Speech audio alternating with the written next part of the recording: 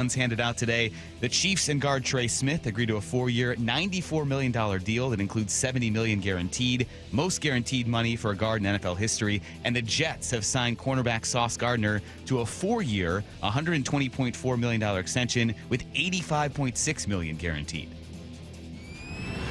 Snapshot brought to you by Miller Lite. When it's game time, it's Miller time. This hour is brought to you by Legacy Group Capital Common Sense Lending. From the Quantum Fiber Studio, this is Wyman and Bob. On Seattle Sports. Streaming live on the Seattle Sports app and at seattlesports.com. Now, here are your hosts, Dave Wyman and Bob Stelton. Yes, Dave Wyman is back. Mike Lefko here with you as well. And Dave, you came back in perfect time. You refused to come on air until Cal Raleigh won the home run derby. And luckily he did. And now you can talk about him. Your guy, Cal Raleigh, everyone's guy. He is Seattle's everybody's guy. He is the man of the people. He is beloved here in Seattle. He is the home run derby champion. How cool was that to watch last night? That was amazing, man. It was like a storybook type of thing with his little brother catching and his dad throwing to him. And by the way, I would think that would have had kind of a calming effect for Cal. You know, maybe that is what helped him because, and I know everybody Doesn't else. your family stress you out, though? Mine sometimes does. Depends on the situation. Yeah. No, actually, my brother is very chill, and so is my dad. But I would think that would be something that really helped him. But yeah, it was a great opportunity for those guys, and just like, and we'll hear from Cal's dad, Todd. But yeah, I mean, when you're, it's one thing when you do it, but like when your kid does it, it's just so much cooler. So. Yeah, I remember one time it was in like a 7th grade girls basketball game, and Kendall like stole the ball and like scored the winning layup, and I was like, "This is better than me, ever making a tackle or anything in the NFL." And so, yeah, I was just really happy for the whole family. But yeah, of course, I got the text from Bob about Wyman's going to be over the top, out of control. His boy Cal Raleigh, but he's everybody's boy. Everybody loves Cal Raleigh. I think so. This is the one occasion where, yes, we make fun of you for inserting Cal into every conversation. Yes. This is the one time that we can be effusive in our praise for Cal Raleigh because, he's done something that a catcher has never done. Win the home run derby. And in the long list of accolades of Cal has done this, so-and-so hasn't. He set this record. He set this record. Just adds to the list in this incredible season that still you have another chunk left. You have 2+ months and then maybe playoffs left in this season. But Cal Raleigh, it seems like every time he goes up there, there's this other stat or this other accolade or he has done this first time since so-and-so or first switch hitter to do this. Most catcher home runs, most home runs in the All-Star break in the American League. So Cal's incredible season has continued, and I just I take it back to what was really cool. Was it last week, Dave, that Daniel Kramer put a video that Todd Raleigh had sent to him of a young Cal, and that became so viral and so famous and so out there just because of how sweet it was. And this was before the home run derby of Cal saying, "I'm going to be the home run derby champ," and all of that. And then, of course, it got brought up again last night after Cal essentially was prophetic. An 8-year-old Cal Raleigh predicting that he'd win the home run derby. I'm the home run derby champ. Say in the champ, champ. I'm the home run derby champ. There it is. Calling his shot as an 8-year-old. Now 20+ years later, it comes to fruition. That's cool. That is a really cool, sweet moment. And as you were saying, the fact that his dad was there, his brother that was in the background crawling around in that video, by the way, now this 6'3" giant of a catcher was catching for him. To do it like that, to do it with family, I think it kind of shows that we get caught up in wins and losses, and rightfully so, but there is so much more than, all right, this is their record at the end of the season. Fail, success. And we kind of judge it on that, but there are so many moments throughout a season in any sport that can be so memorable and so cool to see. And for that, I think that's a moment certainly the Raleigh family will never forget, but hopefully Mariners fans will remember for a long time. Yeah, and did you see the group of Mariner fans that were there just going crazy? That was awesome. But, I mean, you look at I don't know that we've ever seen this. Has there ever been like a, Patrick Mahomes video of a little kid saying, I'm going to win a Super Bowl? Or, I mean, that's the equivalent there. I'm wondering also, Mike, if maybe this kind of helps a little bit in the MVP voting and stuff like that, because and just the recognition just in general that Cal gets, just because everybody loves that story. I mean, I dragged my wife and daughter over to the to my computer, and I'm like, watch this, man. And this is the guy that's hitting bombs right now and winning the home run derby. So, yeah, I wonder if that will, and also being the first catcher ever to win. And, you start to think about how, how important he is, really. I mean, and it's not the whole story, right? I mean, he's hitting these towering home runs, but he manages that rotation, and, he just knows baseball. He's going to be a manager at some point. But, yeah, I mean, it's just kind of, like I said, storybook type of situation that, and I think it's good for Major League Baseball, too. But also I think it's going to be good for, Cal's chances of possibly being an MVP, at the end of the year. It definitely helps the perception. And I think now Cal, and we had a lot of fun with this. Charlie Furbush was in yesterday, and he's going to pop back. He hasn't gotten sick of us yet, Dave. He wanted to come talk to you. He said, Lefka, but Wyman's back. So Charlie will come back in studio today from 4 to 5. He usually does that on Tuesdays. Kind of called it, too. We made a prediction at the end, Dave, and I said, well, do you want to see Cal Raleigh hit from both sides of the plate? Because I wanted to see that. Yeah. And Charlie said, no, I just want him to win. I don't care how it happens. So Charlie was right, so he'll come back to talk about it. But we were discussing the news that Cal had been named to, or he announced that he's going to play for Team USA in the 2026 World Baseball Classic. So we were throwing out recommendations of, all right, well, he's America's catcher now. He's America's dumper. We need good nicknames. And our texters, you'd be surprised by this, they came through. There were some witty ones. I know. Usually they're dumb. But they were pretty smart. They came through with some great ones. It's only Tuesday. It's only Tuesday. I know they'll forget by Friday, but we have to get them going. Just killing them. They came through with some great recommendations, and so now that Cal Raleigh already is at the forefront of this, to have him win the home run derby, where nothing else is going on in the baseball world, so everyone's watching, everyone is aware of Cal Raleigh. That big dumper nickname has gone national. On morning news shows, on sports programs across the country, everyone was talking about Big Dumper. He's become America's catcher now, to some extent. No, absolutely. And I just think it's I don't know, whenever you think about a catcher, it's like he's a grinder, right? I mean, he's squatting all day long, and he's got, knees and, all these different joints that aren't really supposed to go at that angle. And, you just look at everything that he does, throwing guys out on the base paths, just understanding the game, and managing the rotation. And I just think that there's going to be a lot more appreciation for, when it comes to MVP voting, because Aaron Judge is a good outfielder, right? But I don't know, what he does is just so special. And so, and I like to think that also his humility, it kind of pays off in the end for him, because he's not a guy that's out there, I mean, remember when Bob always tells the story about when he hits the home run that puts them in the playoffs, and he's asking him about it, and he's like, yeah, that was pretty cool. So he's just very understated and humble, and I just think everybody can get behind that. It is really cool to see his demeanor just not change. Yeah. Regardless of what he's doing, what he's competing in. I mean, I think it helps in a situation like that. That's got to be an adrenaline-filled event where you're there by yourself. The whole baseball world's watching. Everyone in the stadium's watching. You're up there hitting all these home runs. You advance round after round, and then all of a sudden there's this pressure. You walk in, and you don't want to embarrass yourself. Yeah. I always have that worry, and I think we talked about this right before Julio did his very first home run derby, because he was still very young, and back in 2022, you didn't know what to expect in the home run derby.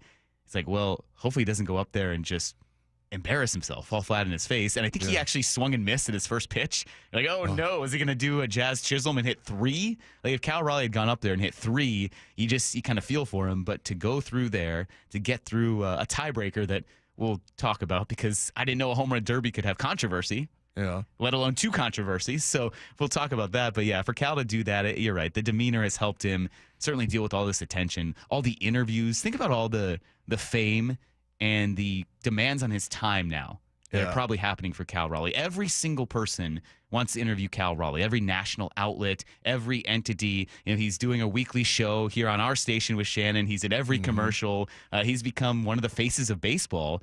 But that demeanor has really helped him, I think, stay level-headed through it all. Yeah, no, I think you're right, and that's the thing. I remember when he made a joke about striking out 4 times after the first time he did a practice round with his dad, and you could tell the way he said that he kind of made a joke about it, something about, well, I'm not going to do it again if I'm going to strike out 4 times the next day. But you could tell like that's not going to get in his head. So, yeah, I feel and perfect for that position, right? Because you're a guy that goes out and calms down the pitchers, and says, hey, this is your best stuff. This is what you need to do. And so, but and speaking of that, you saw, I know Bob's not a fan of Pat McAfee and the show that that he does, but he came over and gave him some kind of big medallion or something like that. Did you see that part? Where he had, he put like the chain and the medallion around. I didn't see him actually award it to Cal. I saw it afterwards. Yeah, and sitting on there. Yeah, I don't know if it was his own personal, show thing or whatever. He seems to like Pat McAfee, but the other thing about like his demeanor, the way we talk about what a good guy he is, he totally bailed out Pat McAfee on that one commercial or segment that he did. He did like 30 minutes with Pat McAfee. And Pat McAfee asked him, how do you decide whether to go lefty or righty? Like, if anybody else would have asked that question, or, most people would probably have said, are you kidding me? Right. Really?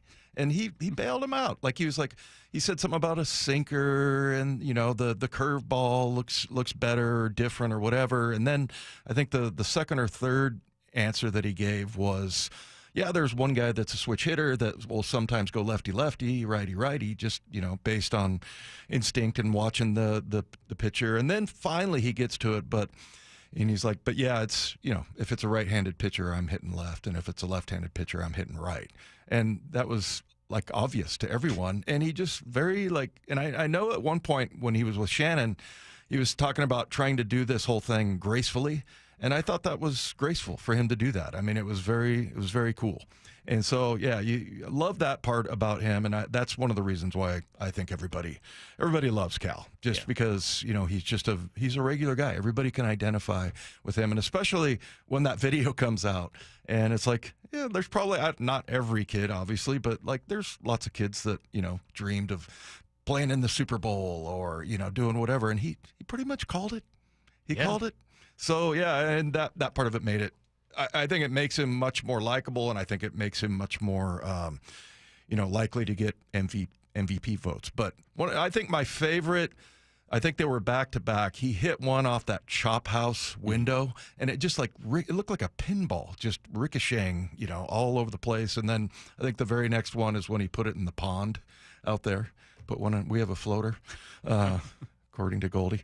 But anyway, yeah, I mean, I thought that was a great moment, but also just, his kid brother back there chomping on gum like Pete Carroll, and he handled it really well. His dad obviously was very calm, and he did end up hitting him with a pitch, but which was kind of funny. It was a family affair, very cool, and I guess my math was way off that, as many have pointed out, that couldn't be his brother in the video because there's a 13-year age gap. So if Cal Raleigh's 8, that young child is someone else's child that just crawled in, or it's someone else in the background. But there's a child in the background, so that's not the important part of that video. Did somebody text in and correct you, Mike? Oh, many did, yeah. Okay. People love to do that. Because I just went right over it. I'm like, okay, yeah. And that's what I get for believing someone who told me that. So, but anyways, it was a family affair, and kind of what you were alluding to, Dave. Here was his dad, Todd Raleigh Sr., afterwards on how incredible it was to see his son win the home run derby.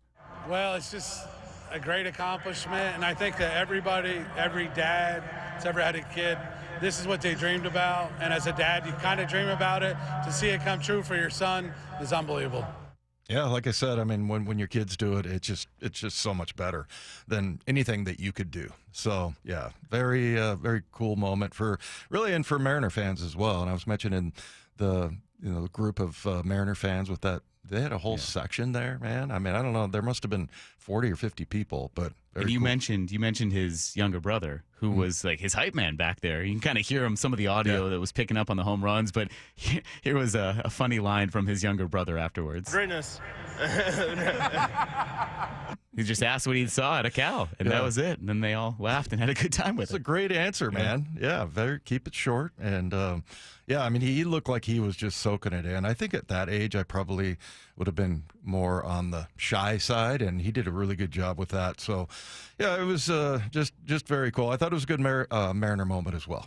Dave, the home run derby, which I had no idea we could have this much controversy in a home run derby. It had not just one, but two controversies, notably Cal Raleigh advancing out of the first round where the tiebreaker apparently was not a swing off, which would make sense if two players are tied with 17 home runs.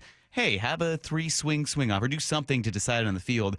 No, it comes down to furthest distance, which apparently Brent Rooker and Cal Raleigh did not have the furthest distance, and Brent Rooker was unaware at the time that he actually had lost out on the tiebreaker. Yeah, that's interesting. I didn't. I know but we're both at 471 because that's obviously the number that they put up there.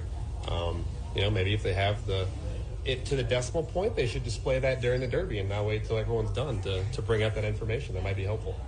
Yeah, Dave. 0.96 inches. It's a big deal. It's a big difference, I guess. But I get it. And I was kind of thinking, okay, it helps Cal Raleigh, it helps the Mariners, so that's awesome. It's cool, it helps the Mariners. And there were fun conspiracy theories thrown out that maybe MLB kind of made up that number because who's going to verify that many decimal points to get the home run leader into the next round? Hey, great, if it favors the Mariners. But imagine how frustrated and annoyed we would be had that gone the other way. Yeah. Had Cal Raleigh not gotten out of the first round because of some arbitrary third decimal point that we can't verify, that StatCast projects, but how are they actually tracking where that ball lands to the 10th of a decimal point? Right. And if Cal Raleigh had lost on that, I'd be pretty annoyed. Yeah, there would be outrage. If the A's had fans, they'd be annoyed too. So I understand Brent Rooker's frustration. That is a terrible way to lose. It's some arbitrary process that doesn't decide it on the field. So I was not a fan of that. From a pure, hey, this is a fun event to watch, I wanted to see those two swing it off and decide it there. I'm glad it helped Cal Raleigh, and he certainly backed it up by going on to win. But what a little controversy to have here in round one to decide it, not just on the distance, but the distance beyond a couple decimal points. Yeah. Well, I mean, and you could hear kind of the snarkiness there in Rooker's response there. And you're right. I mean, if Cal had gotten robbed by 0.96 inches, people would just be outraged here. So, but, to me, I don't mind. I like that I don't know how accurate it is as far as determining how far these home runs are going, but I mean, I like that part of it. I always bring up Mike Zunino. Mike Zunino, like he would just kill the ball. And like there's a couple times where I remember one of my co-hosts was like, that should be like a 2-run home run. Like that was hit so far. And so I think that's what everybody wants, right? I mean, they do that in long drive contests. It's all about, how far. And I'm sure a lot of people are like, well, if you hit it over the home run or over the fence, who cares? But I think it's pretty cool that you're, the distance that you're hitting that goes beyond the fence. To me, I like that measurement. I don't know how accurate it is, but to me, I like that part of it. But maybe I'm just saying that because I'm a homer and it worked out. So you like that was the tiebreaker over having like a swing off and saying, all right, 3 more swings and who hits the most? Who hits the longest ball? Yeah. All right. I like that. I like the big home runs. I used to love Zunino. He was always either going to strike out or hit like just a ridiculous bomb. But I always loved that. Okay. Well, that was not the only controversy. And I guess supposedly this one got smoothed out, but the scoreboard indicator didn't really explain that at the time. It appears they did count it, but Junior Caminero in the final round, and it didn't end up making a difference because he came up short in the 3-out process and came up well short of Cal Raleigh. So it's good that it didn't matter, but it seemed like at the time Junior Caminero got robbed of a home run. Yes, in the home run derby, he got robbed of a home run. Junior, a line shot. Got a chance. Oh, he They counted it, though. They did. They counted it. The umpire counted it. Good, because that was a home run, it looks like, over the wall. That was robbed. It disrupted Caminero as well. Yeah, you can't. Oh, man, that's tough. Yeah, you're not there to do that. Can you imagine that kid afterwards and everyone's just staring at him like, well, did you see? What are you doing? One of the, I froze it on. I'm like, Shannon, you have to look at. I made my wife come in here. Like, you have to look at the look on this kid's face. He's like, What? But I mean, there was another kid that was like turning away. You couldn't see his face, but you could tell he was coming up and saying, "Hey, dude, we're not supposed to rob the home runs, man." But I mean, what are you going to do? A bunch of kids out there having fun. He's a gamer. He's got a glove. He's going to make the play. Yeah, exactly. So yeah, that was funny. But now, are you saying they did not give him that? Apparently they did, but I think the confusion was the scoreboard graphic, the on-screen telecast. Now, maybe in the stadium everyone knew, but it seems like that all the players, they ran out there when he called his timeout, and they were like, hey, you got to give him that. Right. So there was some confusion, but it looked like at first that the scoreboard graphic that you're watching on the telecast did not update. But there are so many that fly out, and that's part of the process. We can talk about it with Charlie. The Home Run Derby got widely panned and criticized for how ESPN televised it. It's a tough event to do in the time format because you have so many swings and so many balls flying out that you can't adequately track everyone. So I think that probably got lost, and maybe they did update it on the way. Yeah. It's just funny that someone robbed a home run in a home run derby. So that was the minor controversy. The Brent Rooker one, a little bit more. But, hey, Cal Raleigh's the Home Run Derby champ. We'll keep talking about that. But right now, let's take two. Well, Dave, the Seahawks rookies report today. Training camp begins next week. Now, the two notable ones that, we'll see what happens with them, Nicky Manwari and Elijah Arroyo, are among 30 second-round picks who have yet to sign contracts, and that's because Jaden Higgins, the second-round pick of the Texans, got a fully guaranteed contract. So now all these other second-round picks are sitting here saying, all right, well, if he got it, shouldn't I get the same? Right. Thank you, Texans. Thank you, Texans. They ruined it all. Well, look, there's 30 other. I mean, I just think that Schneider always does it the right way. He's going to find a way to, and if it's not guaranteeing that money, maybe it's, some other kind of upfront money or whatever, but they don't have problems with that, right? I mean, if you just look at the history of the way that they've handled things, and a lot of times I go back to, even though he wasn't a rookie at the time, but Dwayne Brown, the way that they handled him, he showed up to camp, and I think he was a hold-in. The old hold-in, yes. Yeah, and trendy now. He wasn't out there, in full pads or anything, but he was out at practice and participating, doing some of the walkthroughs and stuff like that, because the only reason why he trusted John Schneider. And, I think of all of these other, the other 30 second-round picks, I feel like the Seahawks and just the way they've done business over the years, because John is such an honorable guy, I don't see that that's going to be a huge problem, but it is peculiar. You should note that the only other second-round pick who has signed is the one of the Browns, Carson Schweschinger, who also got a fully guaranteed contract. So pick number 33 and 34 have signed. Nicky Manwari is that next one. He was selected 35th. So that's something to watch, that maybe everyone's kind of waiting to see how these fall in line. And everyone's potentially waiting on the Seahawks. I don't know. We can talk about that as training camp begins next week. But it's certainly interesting.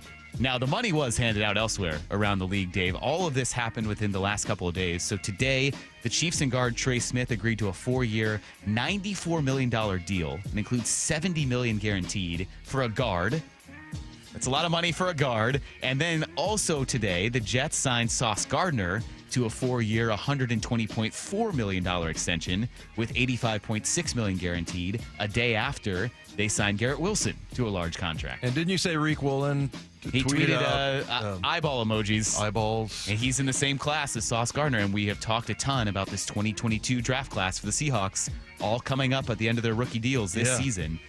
Well, and I just remember, pretty noteworthy. I remember him saying, I guess I should have had less interceptions and more PBUs, passes broken up, because, I think Sauce Gardner had like 10 or 12 or whatever, but he had, I think, 2 interceptions his rookie year, and Reek had 6, which really could have been 8. He had another 2 that were right in his hands, and but yeah, that'll be interesting to see how that sways the rest of the market. But and I think the Chiefs are never going to get in trouble spending. I mean, it's a guard, right? Yeah. But you're protecting Patrick Mahomes. I don't think anybody's ever going to complain about that. Take Two is brought to you by Swedish Cyberknife. Treat prostate cancer with Swedish Cyberknife. Swedish.org/cyberknife prostate. Well, speaking of the Seahawks, it turns out the rest of the division might have gotten significantly better this offseason, at least according to one NFL expert. We'll talk about that coming up next. Mike Lefko and Dave Wyman with you here on Wyman and Bob on Seattle Sports and the Seattle Sports app. The All-Star Fantastic Four. It's now the Mariners Fantastic Five. Welcome to Randyland. As Randy El Rosarena joins Andres, Brian, Julio, and Cal. Holy smokes. In the 2025 Midsummer Classic. Today at 5 from Truist Park in Atlanta. On the home of the Mariners. Seattle Sports on 710 and the Seattle Sports app. That time of year, I cannot wait for the weather to get warm like it is now on consecutive days. That means I can break the motorcycle out, ride to work, ride all over the place, and I love it more than just about anything. But I also know that it's not a matter of if, but when you get in an accident, what are you going to do? Well, I'll tell you, when you're injured in a motorcycle crash, don't settle for firms that say they're motorcycle lawyers. Trust the ones who live it. Law Tigers has been a part of the writing community for nearly 25 years nationwide. They're here 24/7, 365 days a year because writers deserve real support when they need it. Law Tigers is the resource writers can turn to when they are in need. Law Tigers is out at all the events and supporting all clubs and shops. The Law Tigers are always by your side. Your case evaluation is always free. There are no fees until your case settles. The Law Tigers, you never ride alone. Law Tigers, Washington's motorcycle lawyers. Jimmy Cook, 539 Broadway, Unit 104, Tacoma, Washington, 98402. Celebrate 40 years of The Bite. The Bite of Seattle returns to Seattle Center, July 25th to 27th. Over 300 food and retail vendors, plus games and live music. Admission is free. Enjoy a Seattle summer tradition at The Bite of Seattle with delectable multicultural cuisine, live entertainment, and fun for everyone. Enjoy a Friday night screening of Pixar's Ratatouille at the Mural. Taking over Seattle Center July 25th to 27th. Come to The Bite, biteofseattle.com. I saw her texting coming up to a stop sign, and so I saw the accident coming, and she T-boned us. In the blink of an eye, Crystal's life changed when she suffered a severe spinal injury. The pain was something I had never experienced before in my neck. I got massage therapy. I saw a chiropractor. I was prescribed muscle relaxers so I could sleep. I got depressed. Nothing was relieving the pain. Drugs, sleepless nights, and depression. Sound familiar? I'm Dr. Mark Shelley, a chiropractic physician and board-certified functional neurologist. At Sound Pain Solutions, our treatments include high-dose laser combined with spinal decompression and other comprehensive therapies to rehabilitate damaged discs.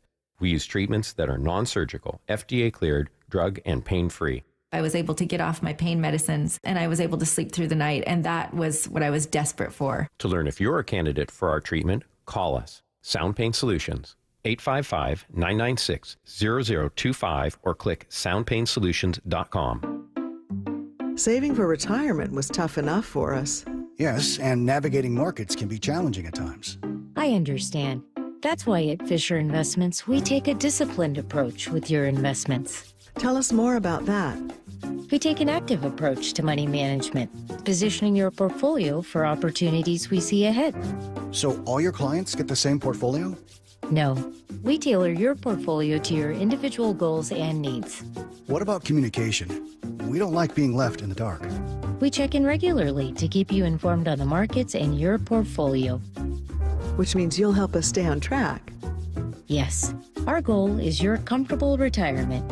And as a fiduciary, we always put your interests first, because we do better when you do better. At Fisher Investments, we're clearly different. Learn more at FisherInvestments.com. Investing in securities involves the risk of loss. The home of the Mariners, Seattle Sports. Cal swinging a drive, deep to right field. Every pitch of every Mariners game is on the Seattle Sports app.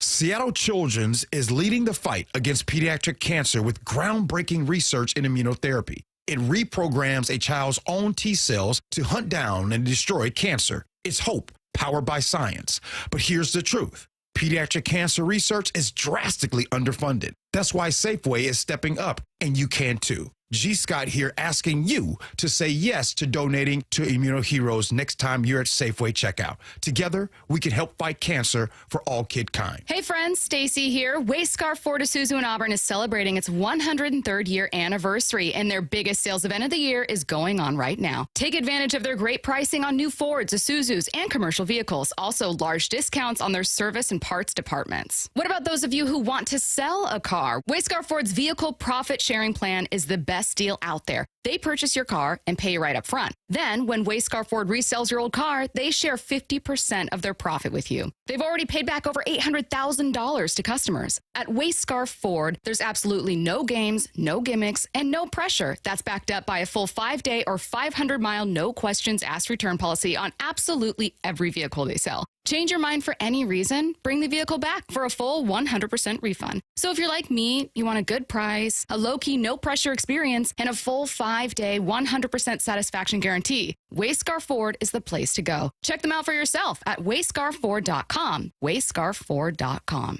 It's the Graz here for my friends at Premier Golf. Take advantage of early sunrise and late sunset at the 11 different Premier courses today. From Bellingham, Everett, and Marysville to Linwood, Bellevue, and Seattle, even out on the coast, they've got a course near you. Play Inner Bay or Jackson, Bill Wright or West Seattle, Bellevue, Legion Memorial, Walter Hall, Linwood, Cedar Crest, Lake Patton, and even Ocean Shores. Courses are in great shape and ready for your next round. Visit PremierGolfCenters.com, that's PremierGolfCenters.com, and book your tee time today. This hour is brought to you by Legacy Group Capital Common Sense Lending. Wyman and Bob. From the Quantum Fiber Studio. Weekdays 2 to 7. On Seattle Sports and 97.3 FM HD2. Dave, your summer is over. Training camps are here. 23rd. You said rookies report today or tomorrow? Today. Wow. Now, if you're the Chargers, that happened quickly. Their team reports tomorrow. Their entire team, because they're in the Hall of Fame game against the Lions, July 31st. Can you believe that? There's going to be an NFL game played July 31st. Yeah. The preseason begins. Well, we're starting the 23rd, right? And, I was just looking at the schedule and everything, and August 23rd is the day of the last preseason game. So, against the Packers on the road, and, that's not a lot of time, I mean, it's going to be really interesting, and and you looking at some of these grades that the Seahawks are getting, I guess I can kind of understand it just because the drastic measures that were taken in the offseason. Yeah. So the offseason is essentially done, is kind of what we're getting at. And ESPN came out with their rankings. Seth Walder, who we've had on the show a couple times, great football mind. His opinion on all these. So if opinions are going to vary, but you see a lot of pieces like this with various, all right, who won the offseason? It's part of the draft and free agency and taking the totality of where these teams are now. Seth Walder graded every NFL team's offseasons. The Seahawks got a fine grade. They got a B-. It was about 18th among all teams. But the issue and the thing that might concern people is the fact that while the Seahawks had a very tumultuous offseason, perhaps they got worse because the rest of the division got better. Yeah. So Seth Walder says the 3 best off seasons: Rams, 49ers, and Cardinals. Oh, wait, that's every team in the Seahawks division. Well, I was going through the list, and I'm like, oh, they're doing it by division. Oh, yeah, Rams first, A. And then I'm like, wait, nice they did was the it Niners. Alphabetical? No. Oh, it's because, I mean, that's interesting. And just to kind of sum up some of his thoughts, or the reason why he had the Los Angeles Rams as an A offseason, their biggest move, retaining Matthew Stafford, and then the move that he liked is receiving a future first-round pick in the draft day trade with Atlanta. And then he didn't like the fact that they signed Tutu Atwell. But they're at the top of the list. Yeah. So, and then you look at second on the list is the 49ers. Likes the Brock Purdy move, that extension. You got Robert Saleh. And then this is the one, moves I disliked, none. I'm like, wow, really? You couldn't find one? I mean, come on, man. But, yeah, I mean, the top 3 are all NFC West opponents. So, yeah, it's I guess I can kind of understand, why the B-. I mean, new offensive coordinator, new quarterback, 2 new wide receivers. You got a new offensive line coach. You've got a new quarterback coach. You brought in Rick Dennison. So I get that. But, I think it's going to play out differently than that. And I've just have never been super fired up with anything the Arizona Cardinals have done. And he has them with an A-. So, Yeah, I don't. As long as they have Kyler Murray, I was there, about to say that. I feel like it just I feel clouds great. everything. As long as man. they have Kyler Murray, I feel great. Especially after this supposed good Seahawks or Cardinals team came in and played Seattle last year, and the Seahawks just shut down Kyler Murray. Remember that we were talking about that game, and everyone's like, "Oh, Drew Petzing and their hot OC, and this Cardinals offense is clicking," and they look terrible. Yeah. And Kyler Murray looked awful. So I will never be concerned about the Cardinals as long as Kyler Murray's there. But I have to admit, I did kind of forget everything that San Francisco had. And reading that and kind of remembering, okay, they weren't bad because they got bad. Wow. They had a tough season because they were injured. Right. So everyone was injured, and that's why it fell off. Yeah. The Rams, yes, you knew they were going to be really dangerous, really good, maybe one of the best teams in the NFL. So seeing that, all right, yes, expected. Made the playoffs, had 10 wins last year. They're rounding into form on defense. But it was kind of a rude awakening to remember that, oh, yeah, the Niners have been the team to beat, not the Rams. So the Seahawks, another tough task in this division. You can have everyone in your division make the playoffs, so that's not to say that they won't. But assuming you get by the Cardinals, you still have this Rams team that's not going anywhere and this 49ers team that is going to be much better if healthy. So I think it kind of just was a reminder that, yeah, the Seahawks had a very up and down offseason, and they are dealing with, at least compared to their division, a lot more uncertainty on offense than any other team here in the NFC West. Yeah, there's no question about it. And so I'm not really arguing that part of it, because once you say that, okay, I get it, because you would say that about anybody when you go. I mean, that's maybe the biggest teardown you could possibly have, going new offensive coordinator. But the thing I like about it is that, and I think this is kind of the inside story if you've been following the Seahawks, is that Mike Macdonald, when he traded, I can't remember which one got traded and which one. We traded Baker. Yes. And they cut Dodson. The two inside backers halfway through the season. It's like, this guy's not going to – I think a lot of coaches would have waited till the end of the year. And then same thing when they fired Grubb and, that whole staff. I was surprised. I thought that they would give him another year. But yeah, I think if you look at what Mike did in the offseason, it was very aggressive. And it's like, I'm doing this for now. I'm not waiting, 2 years down the road. So – we'll see. We'll see how that works out. But I think they're going to start faster than people think. I understand that, yeah, Geno Smith, DK Metcalf, and Tyler Lockett all being gone from your offense. Yeah. And then a new offensive coordinator. I mean, yeah, I get that. But, one of the things that he liked anyway, he thought the biggest move was Geno Smith being traded. But then he liked the $37.5 million guarantee to Sam Darnold. You can get out after 1 year. We talked about it before the show, Mike. And the criticism not signing a free agent guard. I'll say this. I was just looking up the date, August 11th. Now, this didn't work out, okay? But Connor Williams, they signed August 11th last year. So I would say, as far as his complaint that they didn't sign a free agent guard, I think that could still happen.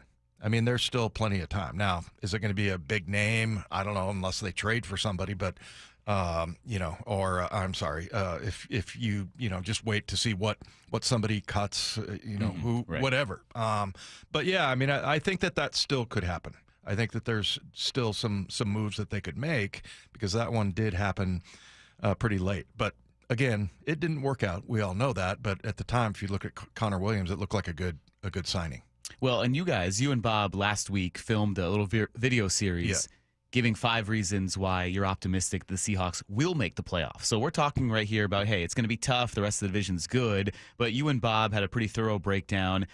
We recorded one to come out every day this week. So they're on YouTube, the number 5 reason. And Dave, we count down 5 to 1. So you and Bob recorded. I was a fan of starting at the top. 5 reasons, and then you don't watch the rest of them. We know you love to spoil it, but last week you and Bob recorded each of your 5 reasons why the Seahawks will make the playoffs in this 2025 season. We're actually going to talk through those here on air coming up at 3 o'clock. So the number 5 and number 4 reasons that you guys had, we'll talk through those. A lot to be optimistic about, but we'll mention this again when we talk about this at 3 o'clock. You can go watch those videos. If you're feeling a little down after listening to that discussion about how good the NFC West is, Dave and Bob are optimistic the Seahawks will make the playoffs. You can go on YouTube, go to the Wyman and Bob channel on our Seattle Sports channel. There's a little headline there, or you can just click on most recent videos. It'll be up there. But up now, the number 5 and number 4 reasons from both of you guys about why they will make the playoffs. So we'll discuss that on air here coming up at 3 o'clock. But up next, there's something that might change the path for the Mariners because the trade deadline now looms at the forefront. The draft is in the past, the trade deadline at the forefront, and there's a big move the Mariners are likely to make. We'll talk about that coming up next here on Seattle Sports and the Seattle Sports app. He called it 20 years ago. I'm the home run derby champ. And as he always does, the Big Dumper delivered. The Big Dumper is your home run derby champion. Congratulations, Cal Raleigh. I just can't believe it won. It's unbelievable. We can't wait for the second half of the Season of Cal on Seattle Sports on 710 and the Seattle Sports app. What'd you say? What'd you say? I'm the man. I'm the man. Oh, yeah. Oh, yeah. Hey, it's Bob Stelton here. Are you in pain, or maybe you're considering surgery or even joint replacement? Before you make that decision, let me give you a recommendation. Go see Dr. Mark Wagner, MD at Seattle Sports and Regenerative Medicine. Now, I had a lot of issues with my hip after 13 years of jiu-jitsu. I beat the daylights out of my body, so a lot of issues there. I heard a ton of patients rave about the results from their 90-minute outpatient stem cell procedure with Dr. Wagner, so I went in and I had to check it out for myself. Dr. Wagner is a board-certified Seattle physician with over 30 years of experience performing more than 20,000 stem cell procedures. That's right. And they use a person's own stem cells to regenerate cartilage in their own joints. So people with severe osteoarthritis, even bone on bone, are back to doing what they enjoy doing without pain and without surgery. So whether it's a hip like I had, it's a shoulder, elbow, ankle, wrist, or knee, before choosing surgery, do what I did. See Dr. Mark Wagner first. Go to drmarkwagnermd.com. We at Three Tree Roofing understand that your home is your castle. That's why our certified technicians use state-of-the-art installation methods to deliver the highest warranties available. Check out our hundreds of online reviews and schedule a free estimate to see for yourself. Three Tree Roofing, your Puget Sound roofing experts.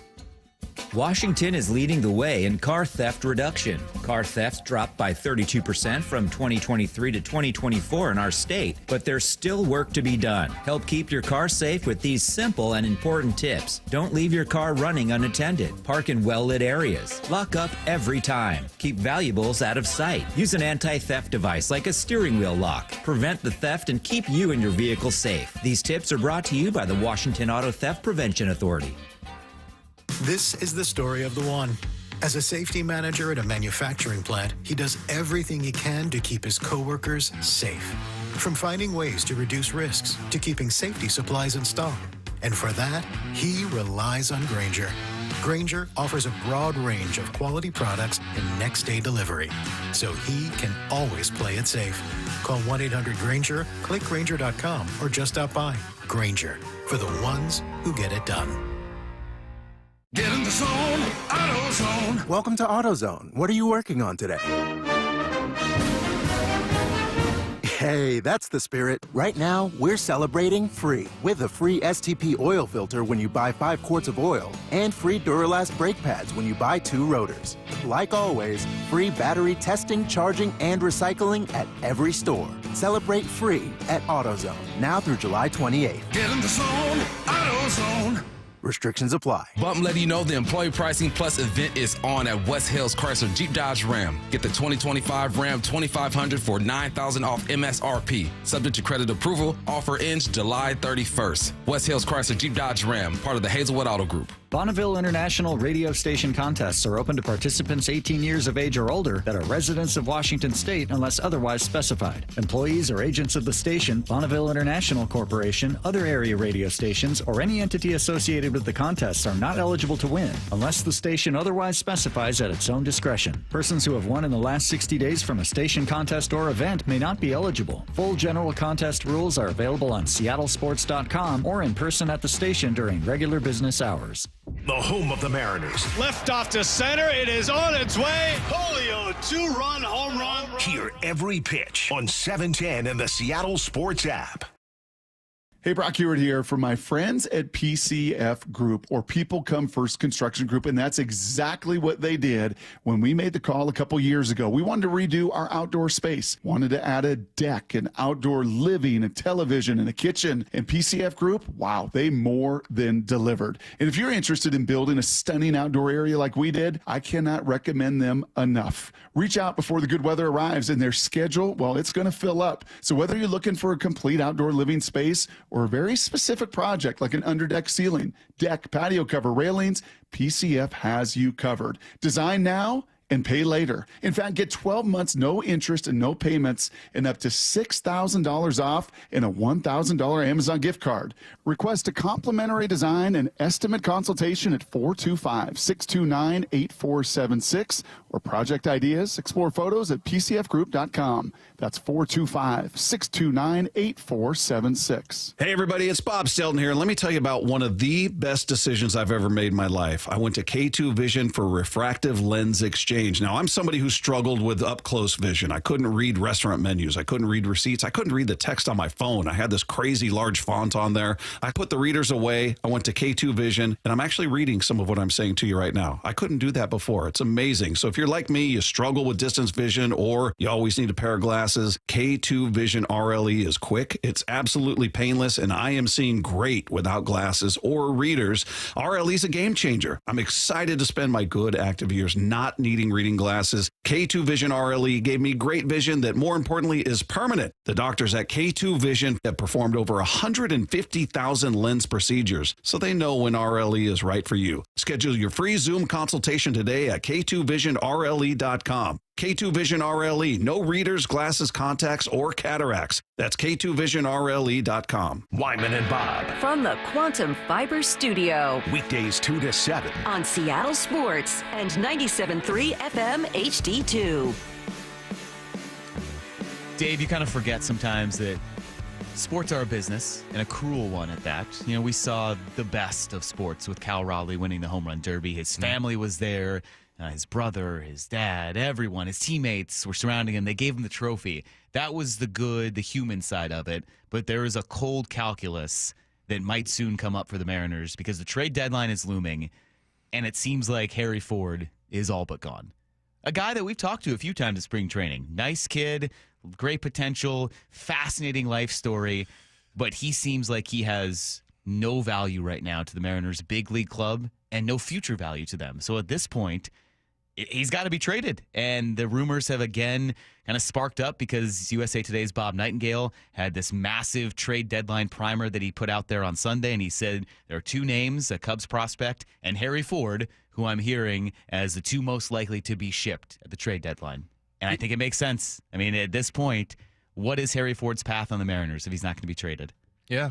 Well, look, I'm going to go back to the Mike Blowers quote that, you know, these guys are there to help the big league team, whether it's through, you know, playing or a trade. I mean, that's what they're there for. And I know Ryan Divish always says, you know, that you don't hang banners for having a great farm system. And they do. They have a really good farm system. But, yeah, he's their number 5 prospect. And, yeah, I mean, I think having talked to him and then just found out more about him, like he was a very interesting person, you know, and also very much like Cal, kind of quiet and very, you know, confident and, you know, not a super flashy guy or anything, just really a great demeanor and everything. But now that you have Cal signed and locked up to a long-term deal, it just doesn't really make sense to not trade him.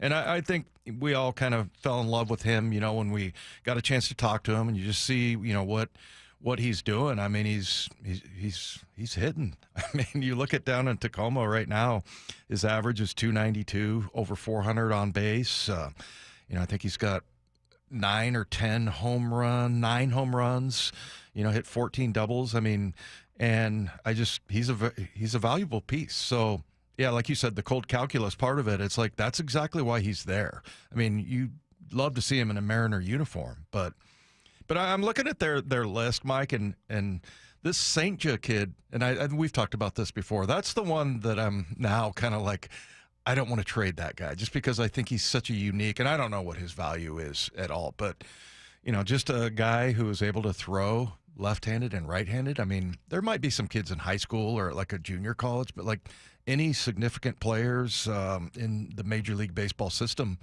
is there anybody that can do that? No, he's rare, and it's an uncharted path. There's been a lot that's come out about how the Mariners are having to kind of learn on the fly how to develop him because he is so strong right-handed. They want to bring him along as a lefty as well. So eventually, do you just say, hey, we're going to focus on you as a right-handed pitcher? But he is a unicorn, and so, yes, that kind of leads me into the next point of, Dave, outside of Harry Ford, that we feel like, all right, he has to go because he keeps losing value every year you hold on to him. Yeah. The Mariners, their leverage is slipping because teams know, look, we see what Cal Raleigh's doing. We know you're not going to do anything with Harry Ford except try to trade him. So it's going to be Harry Ford and someone else, or Harry Ford and maybe a couple of guys, depending on who you're trying to bring back. Are there guys that you would say, yes, this is untouchable, especially if it is for a half-season rental or, you know, a 2-month plus rental in like a Josh Naylor or a Geno Suarez? Are there guys that you think, no, I absolutely do not want to trade these prospects? You're talking about prospects, not players. Out of Saint-Jean. Because it would be prospects. If you're the Mariners team right now in a wild card spot, trying to solidify your team to make a run at a World Series, you're not trading players on your roster. You're going to trade prospects from this loaded farm system. So, you know, we assume it'll be, okay, Harry Ford's part of the trade. Got to throw a guy in there, maybe two. Who's on your absolutely no-trade list from these Mariners prospects? Well, just Saint-Jean. That's it. I mean, really, everyone else can go. Yeah. Yeah. Because they did it before when they got Castillo. Yeah, that's right. Yeah, who is it? They traded their two best shortstops. Yeah. Well, and then, you know, you've got a pretty good-looking shortstop with Celestin, but I'm looking at him. I'm looking at, like, Las Montes. Remember Bob told the story about how he bumped into him, and he's like, this guy's a giant. Yeah.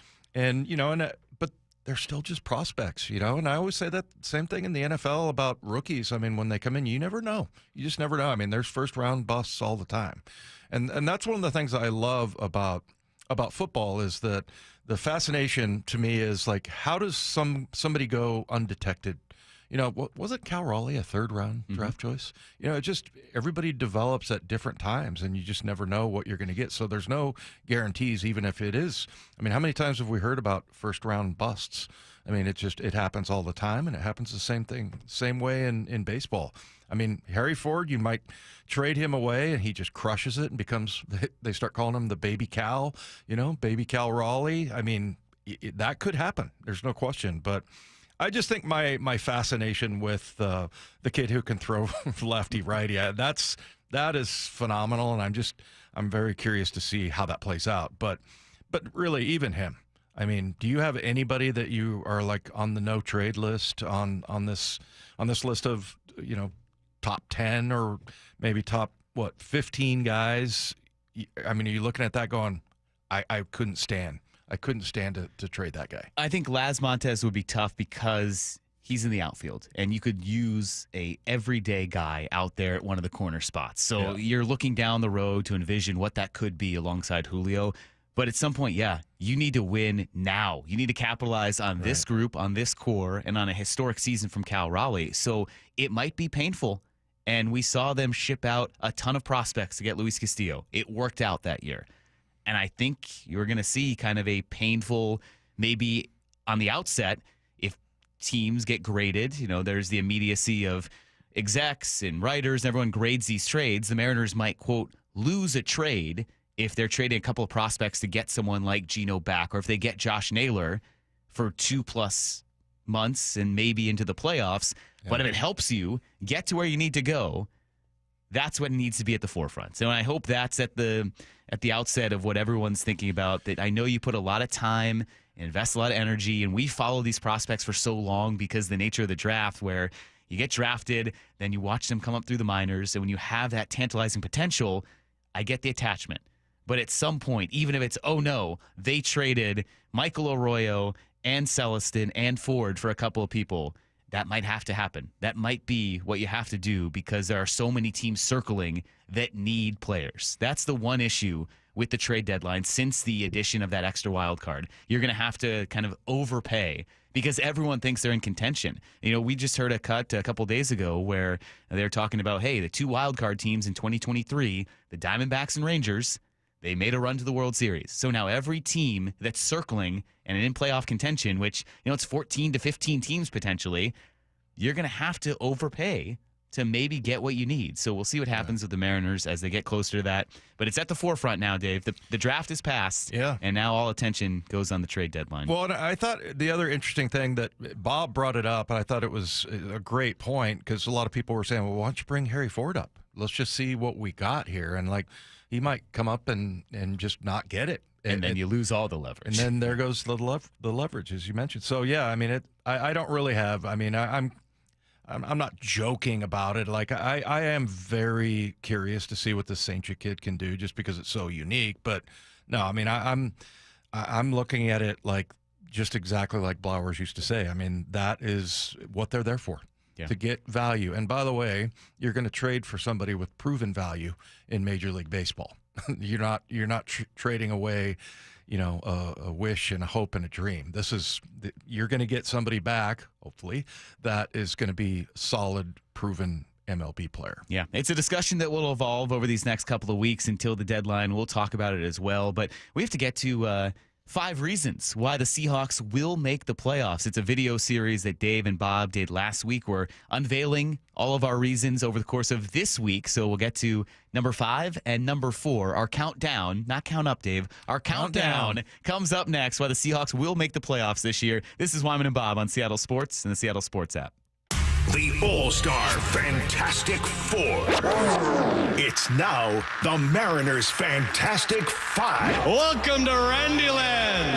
As Randy El Rosarena joins Andres, Brian, Julio, and Cal. Holy smokes. In the 2025 Midsummer Classic. Today at 5 from Truist Park in Atlanta. On the home of the Mariners. Seattle Sports on 710 and the Seattle Sports app. This is my life. This is my family's life. The people that work here, they're my family. When something's not right with them, it's not right with us. We get notifications every time we get a review. And I said, how do you not let it eat you up? Sometimes I feel so responsible. And his answer was, I just look at it as an opportunity. We need that feedback to learn and to do better. I'm grateful for the feedback. Big part of sales is the relationship aspect. People want to do business with someone they can trust, who's a real person. They don't feel like you're just going after their money. And when you take the time to get to know them, get to know their needs, not be a car salesman, but be a consultant, then they feel more comfortable with you, and just the experience is better on both sides. It's not about closing deals. It's about opening relationships, helping people make the right choice. The LJ Way is the Lee Johnson Auto family. Change is always happening. It's part of life. And when it comes to music, change is all around us. Songs are rewritten. Classics are remixed. Bands and artists come and go. Even our taste in music changes. Here at Xfinity, we know there's still good in keeping some things the same. That's why we want to do our part with a 5-year price guarantee on our internet. It means no matter what changes, you get 5 years of the most reliable Wi-Fi with our best equipment included for a price that stays exactly the same. Surprised? Life is full of them. One internet price, 5 years, guaranteed. Learn more at xfinity.com/deals. Restrictions apply. New residential customers only. Taxes and fees extra and subject to change. Most reliable Wi-Fi based on Open Signal Awards USA. Fixed Broadband Experience Report, August 2024. Tired of sitting on your suitcase? 2 words. Packing cubes. Sometimes a different way is the better way. Like the SR 509 Expressway, an alternate route that'll help manage congestion on I-5 and other local roads. Now open and free through summer. What is that sound? Ugh, that sounds like a plumbing sound. Luckily, there's a company that fixes all the plumbing sounds across Puget Sound. That's All Sound Plumbing. Puget Sound's plumbing experts. Have a sound? Visit allsoundplumbing.com. It's the World Fighting Championships at Emerald Queen Casino Event Center, Saturday night, October 25th. Experience the thrill and excitement of high-energy mixed martial arts. Tickets at emeraldqueen.com. Don't miss this amazing professional mixed martial arts event, the World Fighting Championships, October 25th at Emerald Queen Casino, the entertainment capital of the Northwest.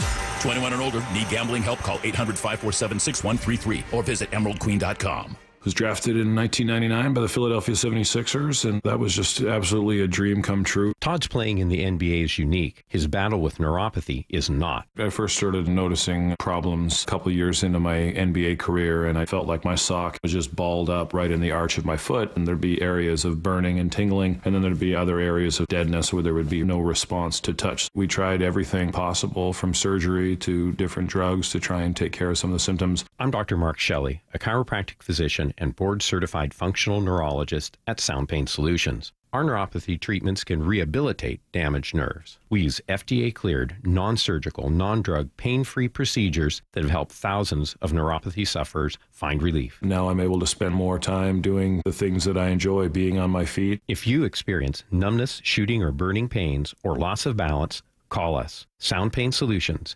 855-996-0025, or click soundpainsolutions.com. You're not at your house. You're at a lavish seaside estate. You're not walking the dog. You're hunting for clues in an Agatha Christie mystery.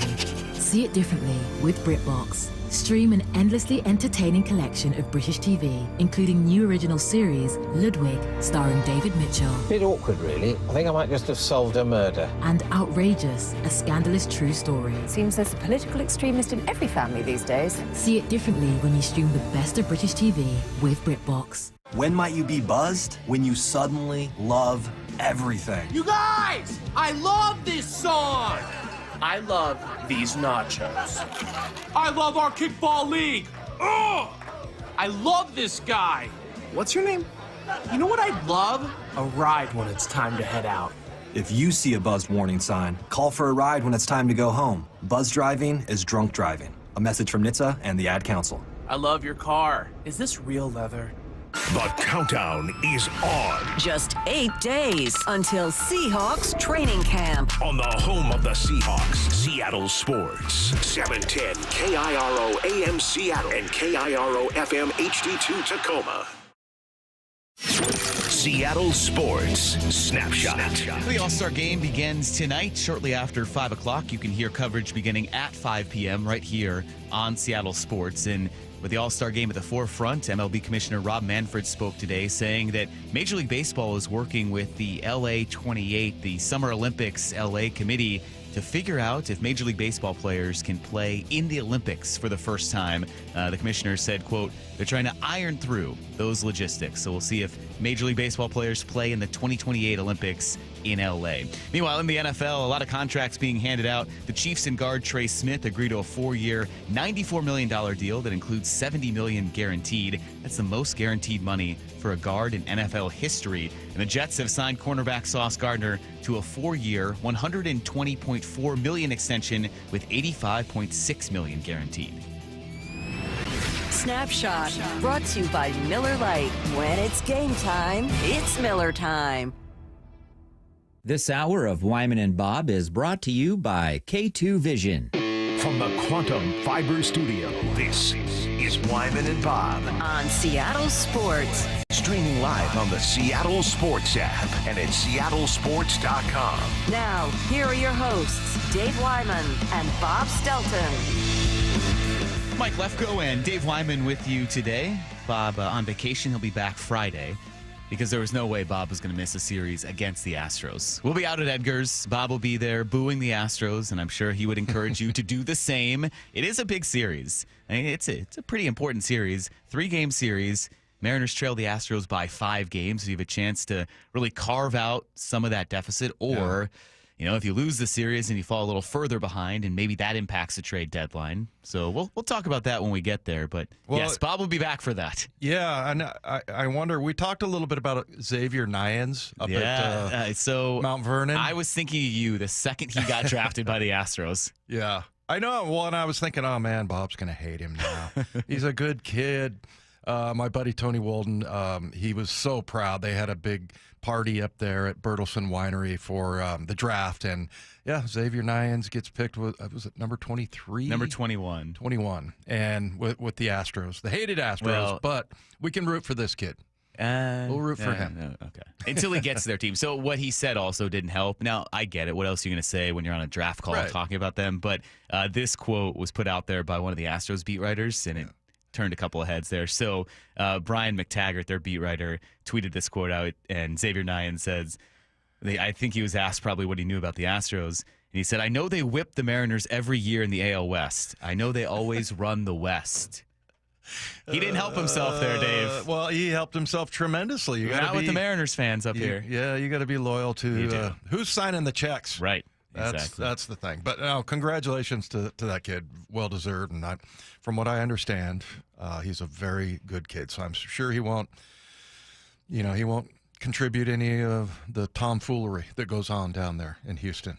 You know what? I was just thinking about this. I kind of wish. We'll talk about it on Friday. I want to talk Seahawks with our top 5 reasons they'll get there, but I kind of wish Jose Altuve would be in left field. Now, he's moved back to second because they've had some injuries, but I was really hoping he'd be in left field and that somehow Bob would stay around down there at Edgar's, and then Altuve would be out there and run out to left field as the game's starting, and Bob is just booing him and gets everyone in Edgar's to just mercilessly boo Altuve.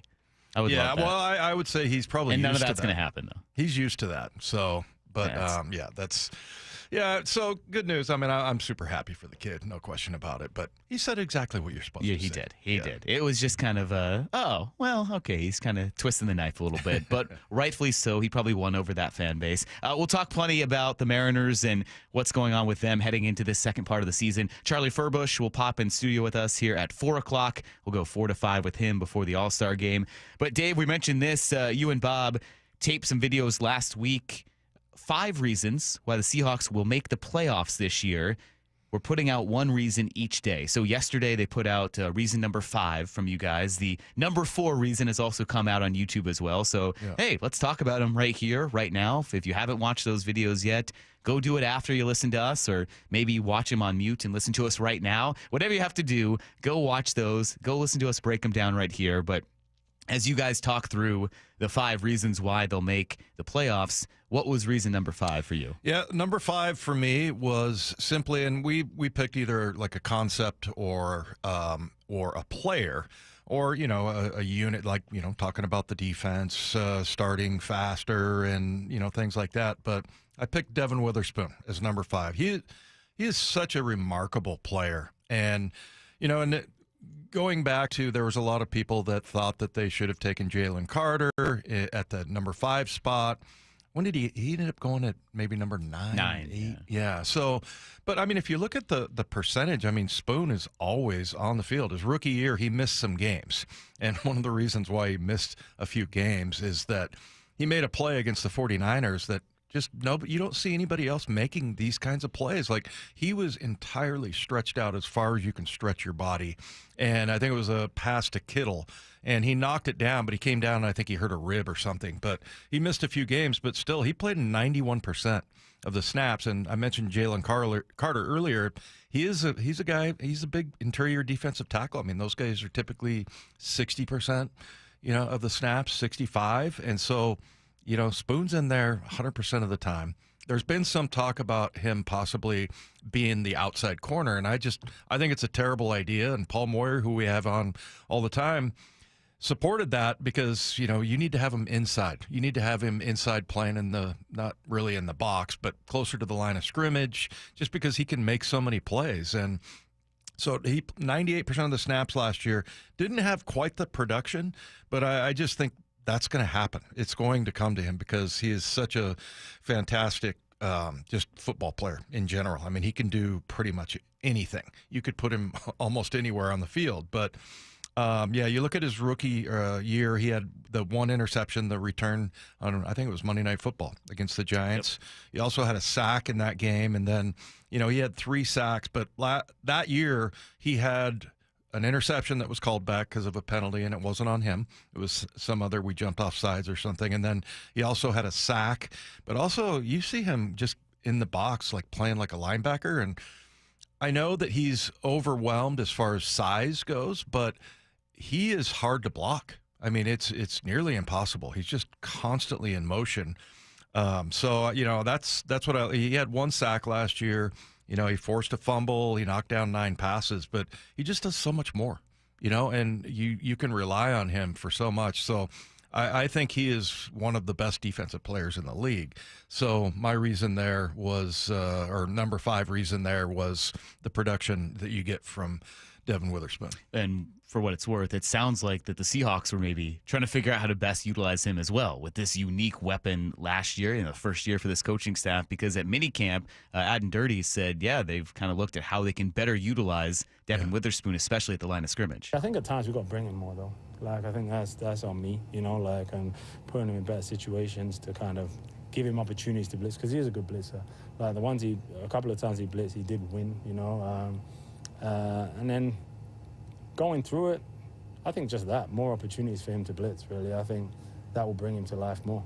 Yeah, I love it. And he does some things, and, it's funny, his rookie year, I think I did 3 football 101s on him. Oh, really? Just because of the plays that he made. But one of them was the way his timing. I mean, blitzing is really, it's not just about speed and size or anything like that. It's about timing. And you see and it was Daniel Jones at the time, the sack that I'm referring to, and did a little football 101 thing on was, he was under center, and he looks to his left, which is where Spoon was, and then the second he turned and looked away, Spoon started coming towards the line of scrimmage, and he hit it and just timed it perfectly. Like I said, timing is a huge part of it. So, he gets the sack, but it's just he's just so instinctive, and just knowing that, and I'm sure he looked at film and saw that Daniel Jones had certain characteristics and little things that he would do that you can pick up on. And that was his rookie year, man.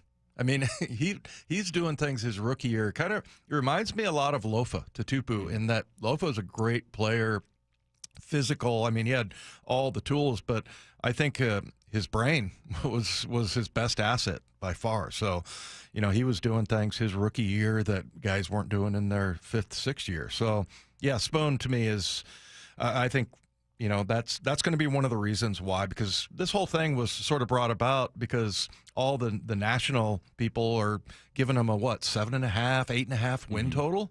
Yep. And I'm like, I don't after a 10-win season. Yeah, they're going backwards. Yeah. I guess I can understand, and we'll get to that later. But yeah, I mean, I think I don't think people really understand how good Witherspoon is. Well, and one big positive addition for a full season, and this is Bob's number 5 reason. So I'll play the part of Bob today since he's not here until Friday. But Bob's number 5 reason was Ernest Jones.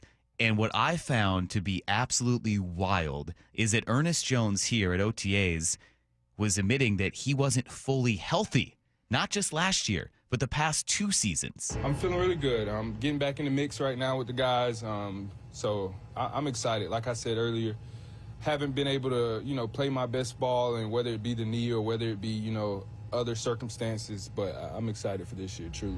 Is that kind of nagging you all the last season at all, or? Yeah, it's been nagging me for 2 seasons. Just been playing through it, was able to finally get it, fixed and corrected this offseason, so I'm excited now for, like I said, for what we got and how I can potentially push us a little bit more. Sounds like there's another gear there. I was going to say, that was Ernest Jones, not even fully healthy. Yeah. What the Seahawks got out of him last year, who changed the defense and kind of flipped the course of the season. If that's him with a knee that's still bothering him, yeah, that's a huge benefit and a huge addition to this defense, a fully healthy Ernest Jones, and for a full season. Yeah, well, and we'll get into this also later, but if you look at that stretch of games that were just terrible in the middle of the season, he came in, and I think it was Buffalo and the Rams that he played against, and it wasn't good. We lost both of those games, but it took him a while to get going. I mean, can you imagine? I mean, first he gets traded from L.A. to Tennessee, and it's because L.A. doesn't want to pay off the ball linebackers, and then and now he's thrown into this system. So he got it, though, because the last 8 games were phenomenal. But I think a lot of it was his doing, and he also, I think, made Tyrese Knight a better player.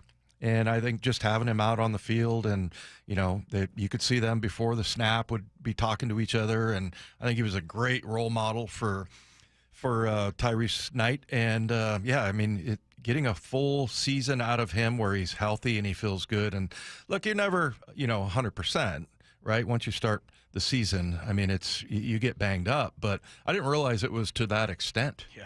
Yeah. So...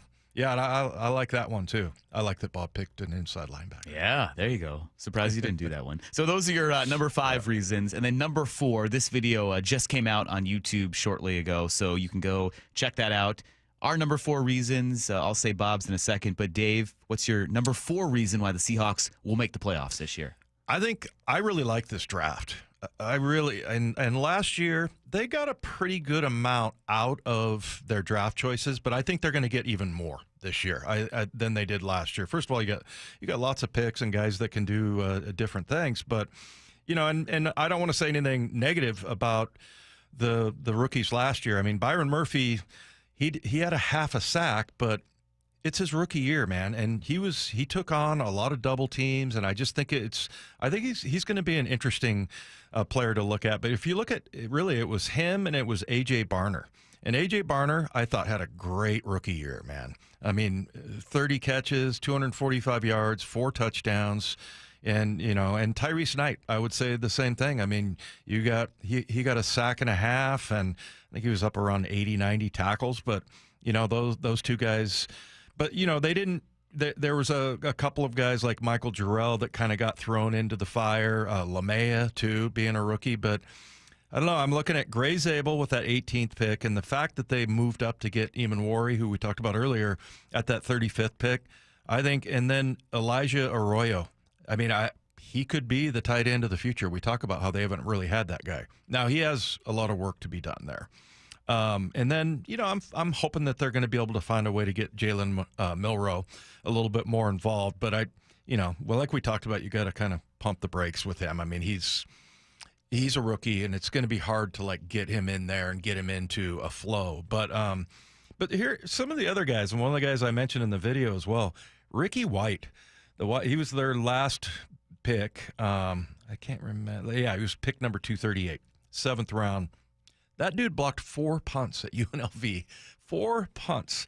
And there's a couple of different places I saw. One was 3, one was 4, but he blocked 4 punts. And then, I think he also, one of them was a safety that resulted in a safety, and another one was a touchdown by the punt return team. So that's a guy that's, fully able, and he's listed as a wide receiver, but, a lot of these guys are going to be asked to do special teams. So another guy I'm really excited about is Riley Mills, the kid from Notre Dame who hurt his knee right before the playoff. They love him. He's very versatile. They think he's kind of like Big Cat, that he can play all up and down. Can he make an impact this year, or are you talking about kind of? Yeah, I'm talking about this year. Future? But yeah, because that injury. It's going to be about delayed timeline. 8 weeks. Yeah, yeah. I would think like halfway through the season, you can probably get him back. But yeah, that's going to take a while. He's kind of a little bit more of a project, but he is a guy that I think can get on the field, and it'd be interesting to see, what he's able to do. But look, I'm certainly not saying anything negative about last year's class. I thought, again, some really good, performances out of AJ Barner and Tyrese Knight, and then, Byron Murphy, we'll see him come along. But is Christian Haynes, is he going to be, he played in a few games, and he played special teams a lot, but I think this year's draft class is going to be much more productive. So Bob's number 5 reason, just simply Leonard Williams. Or number right 4. There. Number 4. Yeah. Leonard Williams. Yep. There it is. The guy who is just such a force in the middle. Hard to argue with that. Bob has gone just name guys, which makes sense because they're key parts of the defense. And, we talk about Devin Witherspoon as such a great superstar caliber player. But it feels like Leonard Williams, at least right now, is the biggest almost name on this Seahawks defense. I'm just kind of thinking about the national perception of this team, where we're talking through those ESPN top 10 lists, and I don't believe they've come out with the cornerbacks yet, especially the slot corners, so we don't know where Witherspoon will be. But Leonard Williams right now is currently the highest-ranked Seahawk on any of these lists. Now, they did come out with inside linebackers today, and actually Ernest Jones is in the receiving votes category, but when they did defensive tackles, Leonard Williams came in at number 6, sixth best defensive tackle in football. Had a huge year last year, career high in quarterback hits, tackles for loss, and then in their little breakdown, this ESPN top 10 list they get from scouts and coordinators and execs around the league. The quote they have from an NFL coordinator, has rare length, range, and power. Was nice to see him put it all together last season. Yeah. You know, what a monster year he had. If he can just find something similar to that, add in everyone else, add in year 2 of this McDonald defense, yeah, it's easy to see why he's a big reason and a big part of why you and Bob in these breakdowns are saying, okay, this is why the Seahawks are going to make the playoffs. Leonard Williams has a big year. Everything kind of falls in line behind him. Yeah, and this will be, his 11th year coming in. So, I mean, I can understand where people would say, okay, he's starting to get a little bit older, and I'm just checking his age. 31. He's 31. So I can understand that, but he's also a guy that is huge, number one. But secondly, he is incredibly versatile. I mean, he can play pretty much anywhere. You can put him out on the edge. He can play over the center. I mean, he's so versatile. And really, when he's had a pretty decent career as far as health goes. So, yeah, I mean, it's been really cool to watch him. And you know what I think? The other thing is, and we'll get to this a little bit later, but I think he started making plays in the second half, and that's when the defense got really good, including the touchdown for 92 yards. But it was incredible to see him with the ball in his hand. First of all, he catches it, which a lot of defensive linemen can't. But then all of a sudden you see him like he's outrunning people. I mean, nobody was going to catch him. So I just think his versatility as an athlete and as a player on the field, you can line him up anywhere. I think that's a great choice. And, like I said, hopefully we'll get to the defense, but they'll be a little bit more consistent. You can understand why, it took a while to get going and they didn't have the right pieces. But once they did, and that's when everybody started making plays, especially Leonard Williams. I'm looking for that touchdown call, because I remember it was a great one. He's running like a racehorse. I was like, yeah, we played that endlessly after that happened, but it was such a good one from that game. It was remarkable, his speed in there. It was incredible. I don't think I'm going to find it now as we're trying to talk here, but yeah, it was a good one, and it just reminded me of his potential and his capabilities there. I found it. Okay, here we go. Hall stays in the backfield. Again, 3 receivers near side. Adams is slotted on the right. Blitz is coming. Throw inside. It's picked off. Leo Williams coming near side. He's running like a racehorse. He's at midfield. Turns upfield, has blockers. Holy smokes, are you kidding? Leo Williams is going to take it in for a touchdown. Seahawks. The Seahawks mess up a kick return. They dump it on the defense, and Leo Williams says, I got you covered. Picks it off as he drops back into coverage, comes up the near sidelines in front of the bench, picks up blockers, and takes it all the way in for a touchdown. Are you kidding me? That was probably the most impressive defensive play of the season. Oh, my God. Had to have been. Incredible. Yeah, and he started off in a 3-point stance and then drops back, and which they'll ask. And you know what? I used to hate that. I used to hate seeing that. Remember, we would do that all the time where they get a defensive lineman dropping Poona Ford, dropping back in a hook zone. And they know how to do it, though. They do it the right way. And really, I mean, it just takes some coaching. But I think the one thing that he did there is you got to look up receivers. And, you see a guy coming, you got to turn your head a little bit and just, try to identify. Don't just drop back and cover a piece of turf. But, yeah, I know I'm biased, and maybe it's because he's one of my best friends, but Rabes, there's nobody better than him. Like the way he does that in the moment there, I would have been like, look at him, he's got the ball. Yeah, we've heard your calls sometimes when you chime in. Yeah, I was going to say good restraint. Yes, most importantly, I did not say anything.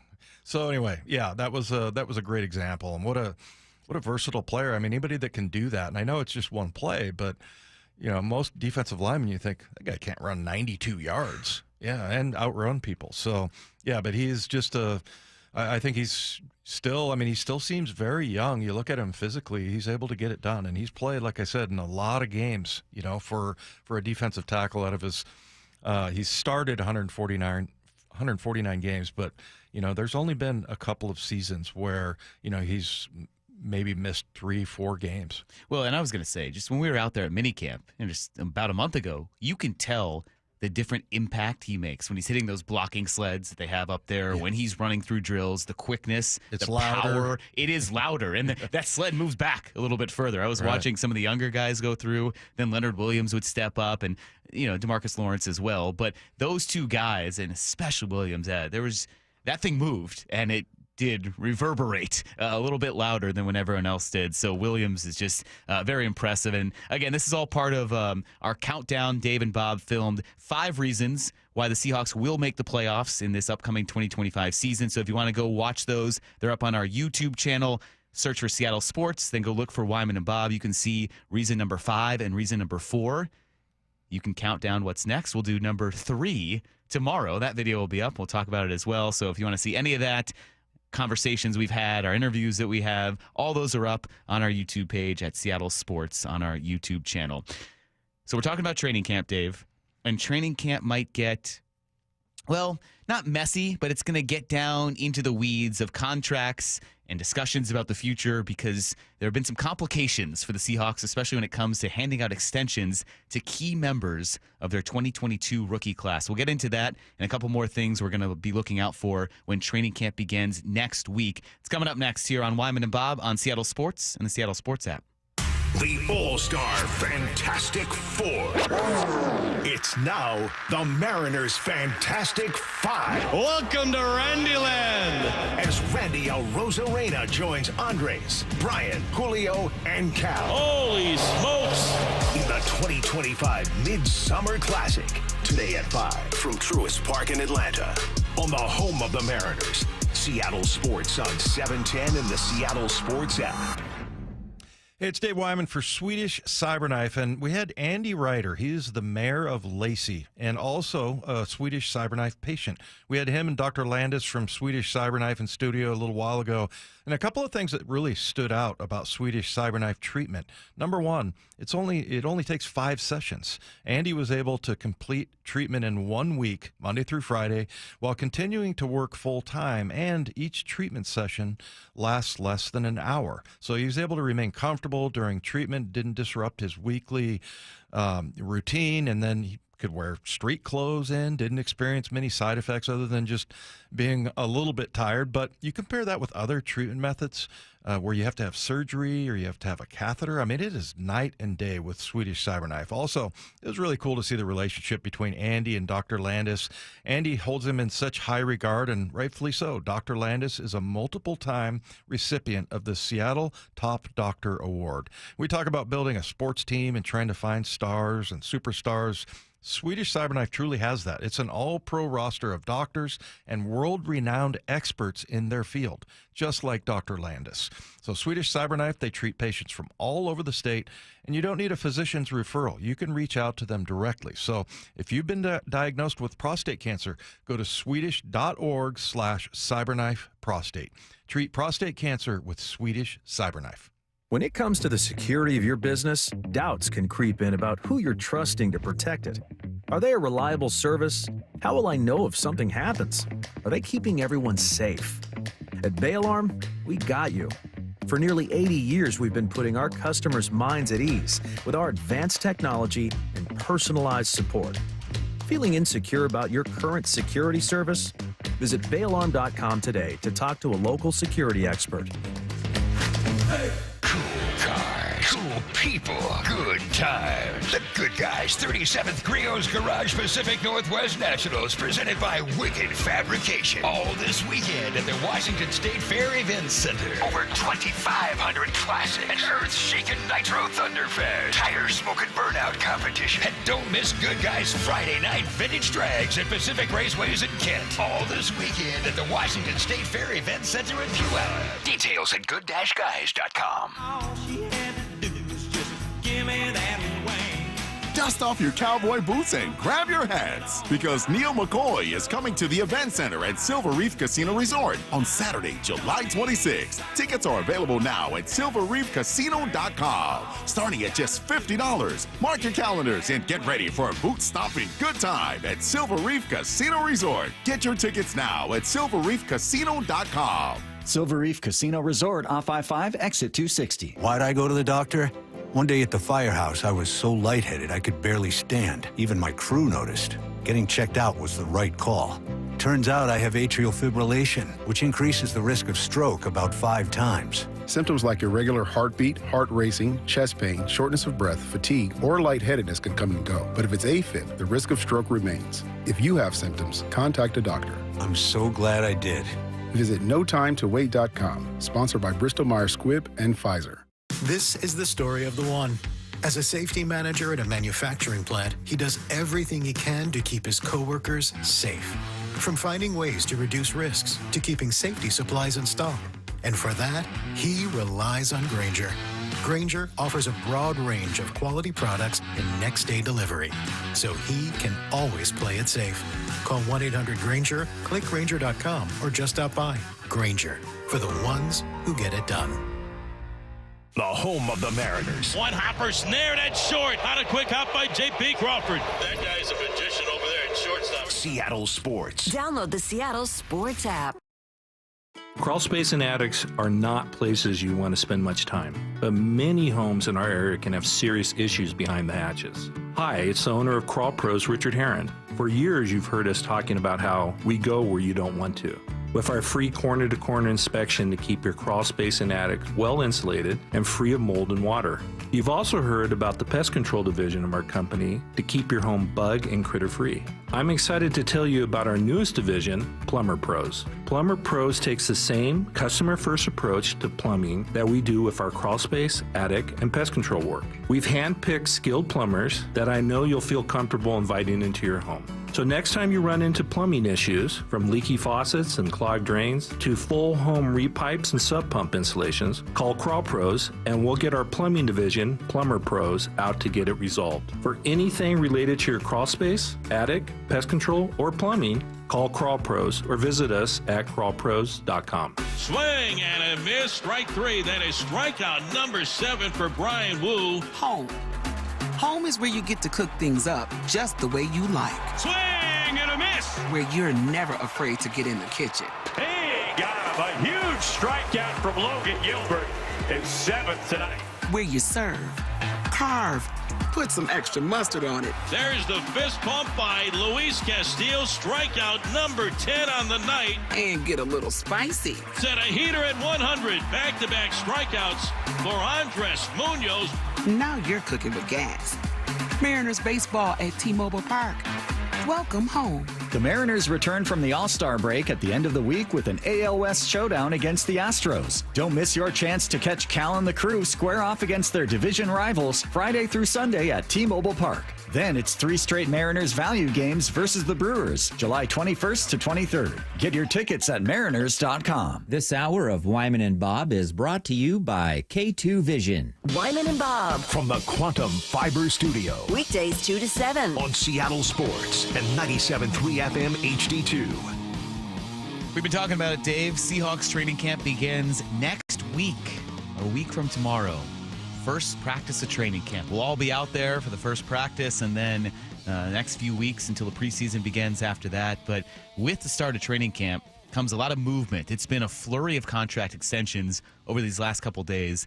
And if the Texans ruin things for everyone with the draft pick by guaranteeing Jaden Higgins a second-round pick, guaranteed money for the first time ever, well, the Jets are now ruining things for the Seahawks because they have given out massive contract extensions at positions the Seahawks are going to have to pay in the near future. They have some big decisions coming up because of what the Jets have just done. So yesterday, the Jets gave Garrett Wilson a 4-year, $130 million extension, $90 million guaranteed. So that breaks down to $32.5 average annual value. We know it's not always broken down like that, but it's kind of a good way to compare when you're talking about contract structure and what you're approximately paying a player per year.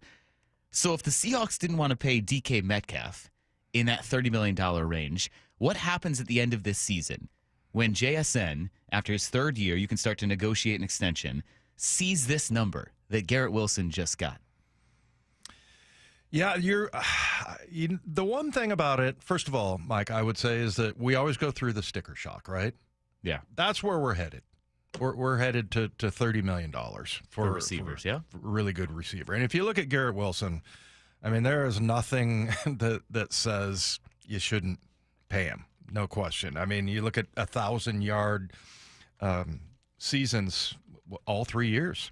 You know, even his rookie year, he was 1,100 yards, 4 touchdowns, and the next year he had dropped off a little bit, 10-42, and had 3 touchdowns, and then 11. And actually, his numbers have gone down every year, but it's by like 40 yards or whatever. But his touchdowns have gone up. So yeah, I mean, that's just where we're headed with JSN. I wonder, Mike, if this might be. Maybe you only have to pay like one of those guys just because they have a lot of, 1 receiver sets, 2 receiver sets. It's not like they're out there with 4 wides and a running back very often. So, maybe that's just the one guy that you pay, talking about JSN, obviously, and, maybe that will be the case. But, it's shocking every year, but we always talk about this. Every year they find a way. Mm-hmm. They find a way to pay the guys that they need to pay to put together a good team. So, yeah, I mean, that's the sticker shock that we need to. You and I were talking about this before. I remember back when Russell Wilson won a $25 million. And it was like, what? That's ridiculous. That's outrageous. I mean, they're getting, what is Purdy getting, 55? Yeah. So, I mean, that's just the way that the NFL is going right now. But, yeah, I mean, that's not great. But, yeah, the Sauce Gardner thing, though, is kind of interesting because I remember there was a big controversy. Everybody thought Riq Woolen should have been, the rookie of the year defensively because he did have 6 interceptions. And Sauce Gardner only had 2, but he did knock down 20 passes. And really, I mean, both of those players, when they did the hard knocks with the Jets, both of those guys watching them at practice and watching it from the ground level. I always say this, if you get down on the field, everything is so much faster. But watching those 2 guys run around the field, like, they're special. So, those are they're big money guys, no question. And I think they should be paid. But yeah, it does kind of bring about the fact of what's ahead for the Seahawks as far as financially. Yeah, so the Sauce Gardner news, as you were alluding to, that came out today, and it becomes a little problematic for the Seahawks with this offseason, with Riq Woolen. His contract is up after this year, and then projecting forward, Devin Witherspoon, however you want to pay him. Yeah. This is a big money guy in Sauce Gardner, 4-year, $120.4 million extension, so it breaks down to slightly over $30 million per year for a cornerback. And he's getting nearly $86 million guaranteed. So $85.6 million guaranteed. That's a massive number thrown down for Sauce Gardner. Even if Riq Woolen is not getting that, he now has a figure. He has something to negotiate around, and he tweeted it out there 3 hours ago. 3 eyeball emojis and a sneezing emoji. So I'm not sure what that one means, but the eyeballs I understand. I think anyone can understand that. But yeah, it's getting noticed, and it's getting attention. And Dave, we've talked a lot about this 2022 draft class, the good and the bad. It's a double-edged sword that you had a lot of great players who performed well. They were a core part of this rebuild, this move past Russell Wilson, and they were incredible pieces for this team. Now you have to decide who to pay, though. And there are a lot of guys all coming to the end of their rookie contracts, like an Abe Lucas or Ken Walker or Kobe Bryant or Charles Cross. You still need to make an extension with him. You have him on his 5th-year option. You're going to have to extend him at some point. And a guy like Riq Woolen, who is your starting outside cornerback, what do you pay him now? Yeah, I mean, that one's really tough. And do you tough. pay him, I guess? Yeah, because, I mean, he had a very up-and-down year. I mean, it's hard. He's one of the bigger question marks. I believe in him because, first of all, I love the way that he's built. I mean, he's long and lean, kind of like a Richard Sherman type. But, some of the plays that he made last year, and even when you hear McDonald, like in the press conference, go, you guys ever seen that before? He picked off an over route, which means, you're in a trailing position and you got to run all the way across the field. And, to be able to make up that ground was just phenomenal. And that was one of the best plays I think he made all year. But there's just also been some times with Riq where it just looked like, and really some of the stuff I don't think we saw.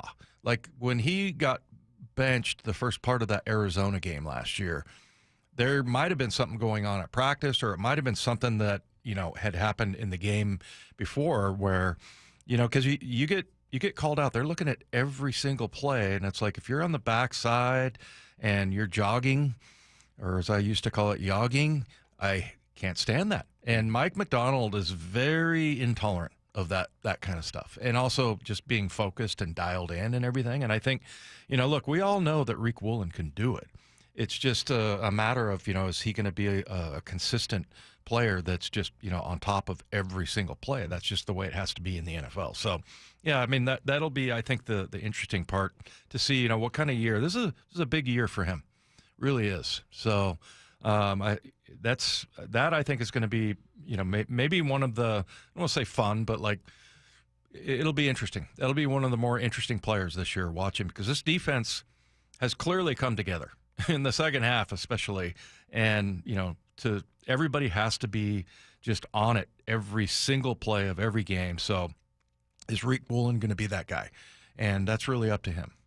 I mean, it's not anything physical, that's for sure, but it's about just concentrating and being in on every single play and thinking ahead and getting the call right and all of that. So that part of it, but I believe in Rick Woolen. I really do. I'm not sure if there's a concentration thing. I kind of hope it is. Mm-hmm. Really, because I feel like that might be one of the easier things to think. Like you got to prepare differently. You got to dial in. As the week goes, you got to progressively get more and more focused on what the job is. And I'm hoping that he'll be able to be that guy. Well, one man who did get paid last night, Cal Raleigh, a nice $1 million for winning the Home Run Derby. And we're going to find out the first thing he spent that money on when we sweep the dial. Coming up next here on Wyman and Bob, this is Seattle Sports and the Seattle Sports app. He called it 20 years ago. I'm the Home Run Derby champ. And as he always does, the Big Dumper delivered. The Big Dumper is your Home Run Derby champion. Congratulations, Cal Raleigh. I just can't believe it won. It's unbelievable. We can't wait for the second half of the Season of Cal on Seattle Sports on 710 and the Seattle Sports app. What'd you say? I'm the man. Oh, yeah. It is that time of year. I cannot wait for the weather to get warm like it is now on consecutive days. That means I can break the motorcycle out, ride to work, ride all over the place, and I love it more than just about anything. But I also know that it's not a matter of if, but when you get in an accident, what are you going to do? Well, I'll tell you, when you're injured in a motorcycle crash, don't settle for firms that say they're motorcycle lawyers. Trust the ones who live it. Law Tigers has been a part of the writing community for nearly 25 years nationwide. They're here 24/7, 365 days a year because writers deserve real support when they need it. Law Tigers is the resource writers can turn to when they are in need. Law Tigers is out at all the events and supporting all clubs and shops. The Law Tigers are always by your side. Your case evaluation is always free. There are no fees until your case settles. The Law Tigers, you never ride alone. Law Tigers, Washington's motorcycle lawyers. Jimmy Cook, 539 Broadway, Unit 104, Tacoma, Washington, 98402. Hi, my name is Jordan Gage, head of school at King Schools. Is tuition cost the number one thing keeping you from making the leap into Christian education? Did you know that King Schools awards over $2.3 million in tuition assistance every year? 25% of the families that make up this incredible Kings community utilize our variable tuition program to make Kings more accessible. The team at Kings would love to have you on campus for a tour and consultation to see how to make it possible for your family to experience the difference in Christian education at Kings. Mention this ad and no application fee. Go to joinkings.org for more info. We meet by accident, fixing every last bit, accurate auto body. If you've been in an auto accident, you have the right to take your vehicle to any repair facility. Accurate Auto Body has been family owned and operated since 1994, and they work for you, not your insurance company. Your insurance company may not love them, but you will, because We meet by accident, fixing every last bit, accurate auto body. Hey, it's Mike Rohn. If I have a choice, I like to do business with companies that actually stand for something. That's why I switched from Verizon to Pure Talk. No offense to Verizon, I'm sure they stand for something. I just don't know what it is. Pure Talk, on the other hand, is a veteran-owned company that supports our military in a big way, and I appreciate that. Yeah, I also appreciate unlimited talk and text and plenty of data for half the cost of the big guys, and I do like being on America's most dependable 5G network for just $20 a month, but What I really appreciate is no contract, no cancellation fees, and Pure Talk's commitment to handle all their customer service in this country. I saw it for myself. I went to Georgia, I got a tour of their headquarters, I met their CEO, and I talked to the same customer service folks that you'll talk to when you dial pound 250 and say keyword micro. Switch today and save 50% off your first month when you dial pound 250 and say keyword micro. Pure Talk, a wireless company that actually stands for something. Bonneville International radio station contests are open to participants 18 years of age or older that are residents of Washington State unless otherwise specified. Employees or agents of the station, Bonneville International Corporation, other area radio stations, or any entity associated with the contests are not eligible to win unless the station otherwise specifies at its own discretion. Persons who have won in the last 60 days from a station contest or event may not be eligible. Full general contest rules are available on seattlesports.com or in person at the station during regular business hours. Get rid of stubborn fat and address areas of loose skin with ProSculpt, the simple one-day permanent fat reduction and skin tightening treatment. Book your free consultation at prosculpt.com. Hey golf fans, Jordan Babineau here. Get ready for an unforgettable weekend at the 2025 Boeing Classic. Come see Masters champions and Hall of Fame golfers battle it out at the club at Snoqualmie Ridge, August 8th through the 10th. Bring the whole family and check out Seahawks Village, packed with fun for all ages. Plus, celebrate 20 years of the Boeing Classic, supporting the Benaroya Research Institute at Virginia Mason Franciscan Health. It's more than just golf. It's an experience you won't want to miss. August 8th through the 10th. Tickets start at just $20 and kids get in free. Visit blowingclassic.com for more. Need a new roof but not in the budget? A new roof doesn't have to break the bank.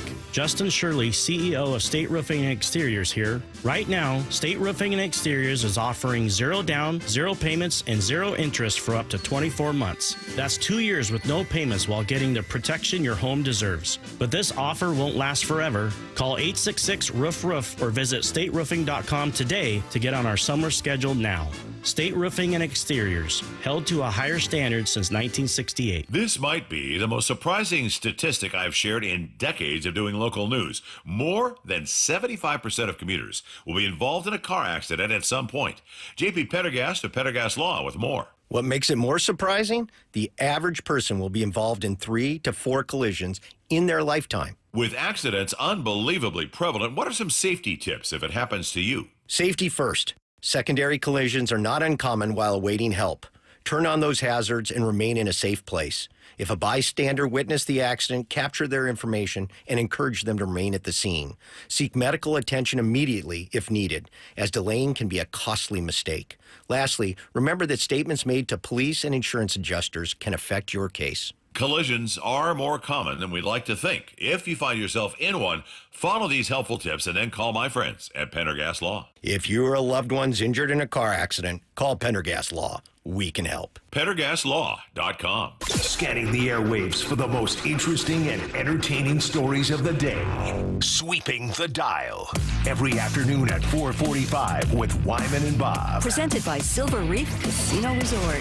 We're done at 5 again today. We're going to turn you over to the All-Star Game, so getting sweeping the dial in a little bit earlier. And Dave, I knew you would like this. I like this answer as well. We're men of food here on this show. So after the Home Run Derby and after he won the $1 million, Cal Raleigh was asked by a reporter, and apparently James Wood for the Nationals said that if he won the $1 million, he was going to go to Waffle House. So then the reporter, phrasing that to Cal, said, okay, well, do you have any plans to use that $1 million? I mean, I love Waffle House, so we grew up on it, going to travel ball tournaments. And so you're going to be there tonight? No, we might. I mean, I'm getting pretty hungry, so All-Star special. You ever heard of Waffle House? Did he say Waffle House? Yeah, he said Waffle House. Oh, my gosh. He went to Waffle House last night. There are none around here. It's Denny's. Well, there are none around here, so that's the issue. Yeah. So have you ever been to Waffle House? No. It's like a cultural staple of the South and of the Midwest and where those locations are. People love it.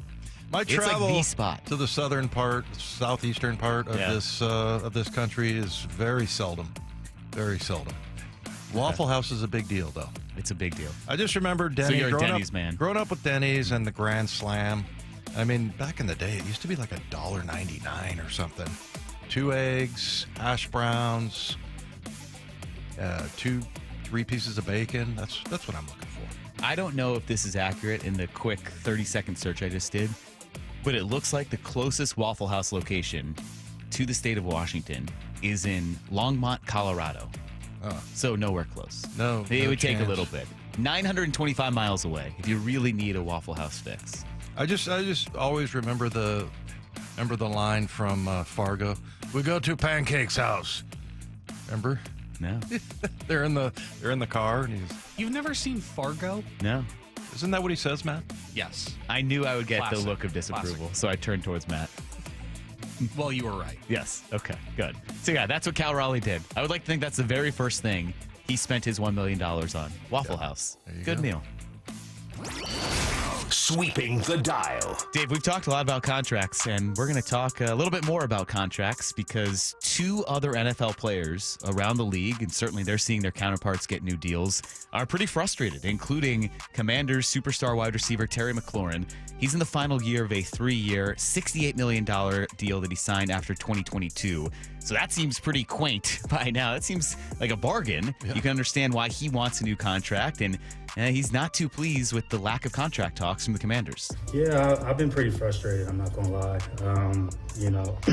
Everything that has transpired up until this point has been disappointing and frustrating. I've wanted to continue my career here. I've created my life here. My wife and I have bought our first home here, so this has been somewhere where I've always wanted to be. Shots fired, right? There it goes. Straight up calling out his team. Yeah, just first of all, you're telling all your fans, yeah, I want to be here, man. I love it here. This is where my family and I want to settle down. And so smart. Man, that's some savvy right there. Get the fans on his side. I'm not a diva receiver like some of these other people.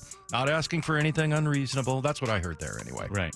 But yeah, that was, and I don't know if players like that are it's a smart way to do it, but maybe it's his agent that's advising him that. But yeah, I mean, he's a fantastic player, man. So maybe you should call Trey Hendrickson. Funny you said that. I mean, let's hear from Trey Hendrickson right now here in a second. Look at that. That was a stab in the dark. Sweeping the dial. Well, obviously, we weren't expecting you to know what's coming up next. There was a text Matt, earlier. I like to take it segment by segment. There was a text earlier. We were doing our top 5 countdown. It was something along the lines of like, well, who told Wyman how to count down after 5? Who told him what came next? I'm sure that text came from Matthew. Yeah, it did. Yeah. No, I don't think so. Not yet, even. Maybe on Friday. So, Trey Hendrickson, you led us right into it, Dave. This was Adam Schefter on ESPN Radio this morning saying that there's really nothing good happening when it comes to contract talks between Trey Hendrickson and the Bengals. I have not heard anything that talks have been changed, that they have a more hopeful tone. I think he's very discouraged and frustrated with the way this has gone. The Bengals, have wanted him to sign a shorter deal. He's looking for more years and more security as any player. I mean, that's not really breaking news or anything like that, but that's something that you would like to think the two sides would be able to figure out a way to get done, but we've been saying that for the better part of 2 off seasons now, and that has not been the case. I don't know when that will change. Yeah, I think it sucks when, your employer doesn't value you, and sometimes the only way to prove or exhibit that value is to leave. Mm-hmm. So that may be the case for Trey Hendrickson, but I don't. That's very frustrating. I'm frustrated for him, and it's just also been pretty commonplace with the Bengals. Like, even when I was playing, they were known as like a real tight organization that like they didn't spend a lot of money. And if you'd had one of those NFLPA surveys on facilities and food and all that stuff, travel, they were probably bottom third consistently. So yeah, it's just a weird way that I don't know. I just feel for him because it's like, what else do I have to do? I get 17 and a half you sacks. better have 20 sacks next year, I guess. Yeah, maybe. Maybe they'll value him then. But yeah, like I said, I mean, a lot of times you have to leave. You just have to find somewhere else to go and see if there's somebody else out there that values you. Well, and the Bengals are in a strange situation. Have you watched Quarterback at all? Not this year, but I plan on watching it. Okay, because Joe Burrow is one of the quarterbacks, so he's featured prominently. and it's fascinating to see how that, not dysfunction, but how that season played out with him having an incredible year, but then the defense being so deficient. So you kind of have to deal with Burrow as well, who's expressed that, hey, I want the only good guy on defense back because our defense was so bad. So the Bengals have to deal with that public kind of PR of your face of the franchise, who is one of the best quarterbacks in the NFL. And he's kind of pushing for Trey Hendrickson to be re-signed. Yeah. So you have collateral damage if you lose Hendrickson. It's a bad spot for the Bengals to be in, and yes, from everything we've heard, from what you just said, and from those comments we heard about from the president saying, well, maybe he should kind of revalue what he thinks he's worth. Does not seem like a good situation there in Cincinnati. So that'll be a storyline to watch as training camps begin around the NFL next week, or in the case of the Chargers and the Lions, in a couple of days. They're playing in the Hall of Fame game on July 31st. We're going to get back to baseball, though. Cal Raleigh, Home Run Derby champion Charlie Furbush is set to join us here for the next hour. We'll talk about Cal Raleigh, the All-Star game. There's a big change coming in the All-Star game that you'll see tonight, and get back to that Harry Ford conversation that sparked a lot of controversy on the text line. We have some very divisive opinions about whether the Mariners are going to give up too much by trading Harry Ford. So we'll talk to Charlie about all of that. He joins us next in studio here on Wyman and Bob on Seattle Sports and the Seattle Sports app. The All-Star Fantastic Four. It's now the Mariners Fantastic Five. Welcome to Randyland. As Randy Arozarena joins Andres, Brian, Julio, and Cal. Holy smokes. In the 2025 Midsummer Classic. Today at 5 from Truist Park in Atlanta. On the home of the Mariners. Seattle Sports on 710 and the Seattle Sports app. Hey, it's Dave Wyman here for Harley Exteriors. And when you hear Harley Exteriors, think windows. Manufactured right here in Washington, specifically designed for our Pacific Northwest climate. Olympic Series windows are offered exclusively by Harley Exteriors. And this is the window you want. It looks absolutely stunning, much better than a traditional vinyl window. And these windows last up to 60 years. They're going to lower your energy bills and provide year-round comfort. And they come with a double lifetime fully transferable warranty, meaning not only are you covered for glass, breakage, or any damaged seals, it's going to help your home's resale value. Very affordable with options like zero payments and zero interest up to 12 months for qualified buyers. And in July, Harley Exteriors is offering 50% off basic installation. No payments, no interest for 12 months, and an additional $200 off your project. Think Harley Exteriors for windows, doors, and more right here in the Puget Sound. Call 833-HARLEY. That's 833-HARLEY. Or go to harleyexteriors.com. Hey, it's Mike Salk here, and we've been talking about this. Luxury awaits at Snoqualmie Casino and Hotel. You can book now for an unforgettable summer experience because the hotel opens up August 8th. Bookings are open at snocasino.com starting on August 8th. The expanded non-gaming floor, the destination spa, the big new entertainment space and convention center, new restaurants as well. They're combining effortless style with the utmost in relaxation. Go to snocasino.com for details. Seattle's closest, now Snoqualmie Casino and Hotel. Hey, Brock Hewitt here with my buddy Dave Taylor from First Mark Insurance. So glad, so thankful that Molly and I made the call. Had heard so many First Mark Challenge victories, we needed to take that challenge. What does happen from your perspective when that caller, when that email, when that person reaches out to you for a First Mark Challenge victory? That's a great question. So there's several steps we go through in the process. The first step is we're going to gather information, find out all we can about that client and what their needs are. The next step is we will go out to the market. We have dozens and dozens of carriers that will compete for the business. At the end of that process, we will then bring those findings back to the customer, show them what we found, and who the eventual winner was in that competition. And it may be who they're with. It might be, yes. And sometimes that's the best we can do is recommend they stay where they are, but maybe modify a few coverages to put them in a better position. So go take that challenge today. Go be the next First Mark Challenge victory. It costs you nothing, and they will be there with you every step of the way. FirstMarkInsurance.com. FirstMarkInsurance.com.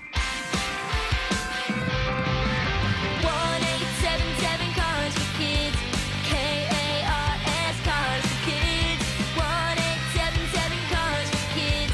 Donate your car today. Call 1-877-CARS for Kids to reach a friendly live agent. Donation's super easy, and your car can be picked up as soon as tomorrow. Call us now, 1-877-CARS for Kids. Donate your car today. Did Did you know you can donate real estate too? If you've got a gas-powered engine, keep it running like new at every fill-up. Stable in-season protection is your engine's preventative medicine, cleaning and protecting the entire fuel system in season. In outdoor power equipment, prevent gum and varnish buildup that could cause a rough or non-running engine. For cars and trucks, increase fuel efficiency and power by removing deposits, ensuring your engine's long-term health. Stable outperforms the competition in independent lab testing. So at every fill-up, start with Stable.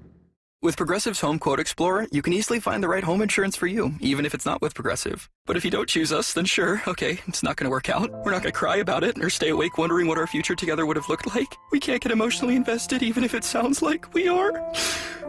Progressive's Home Quote Explorer allows you to easily compare home insurance rates and coverages in one place, even if it's not with us. Progressive Casualty Insurance Company affiliates and third-party insurers. Comparison rates not available in all states or situations. Prices vary based on how you buy. I love you. I shouldn't have said that. Switching to Progressive is a game-winning call.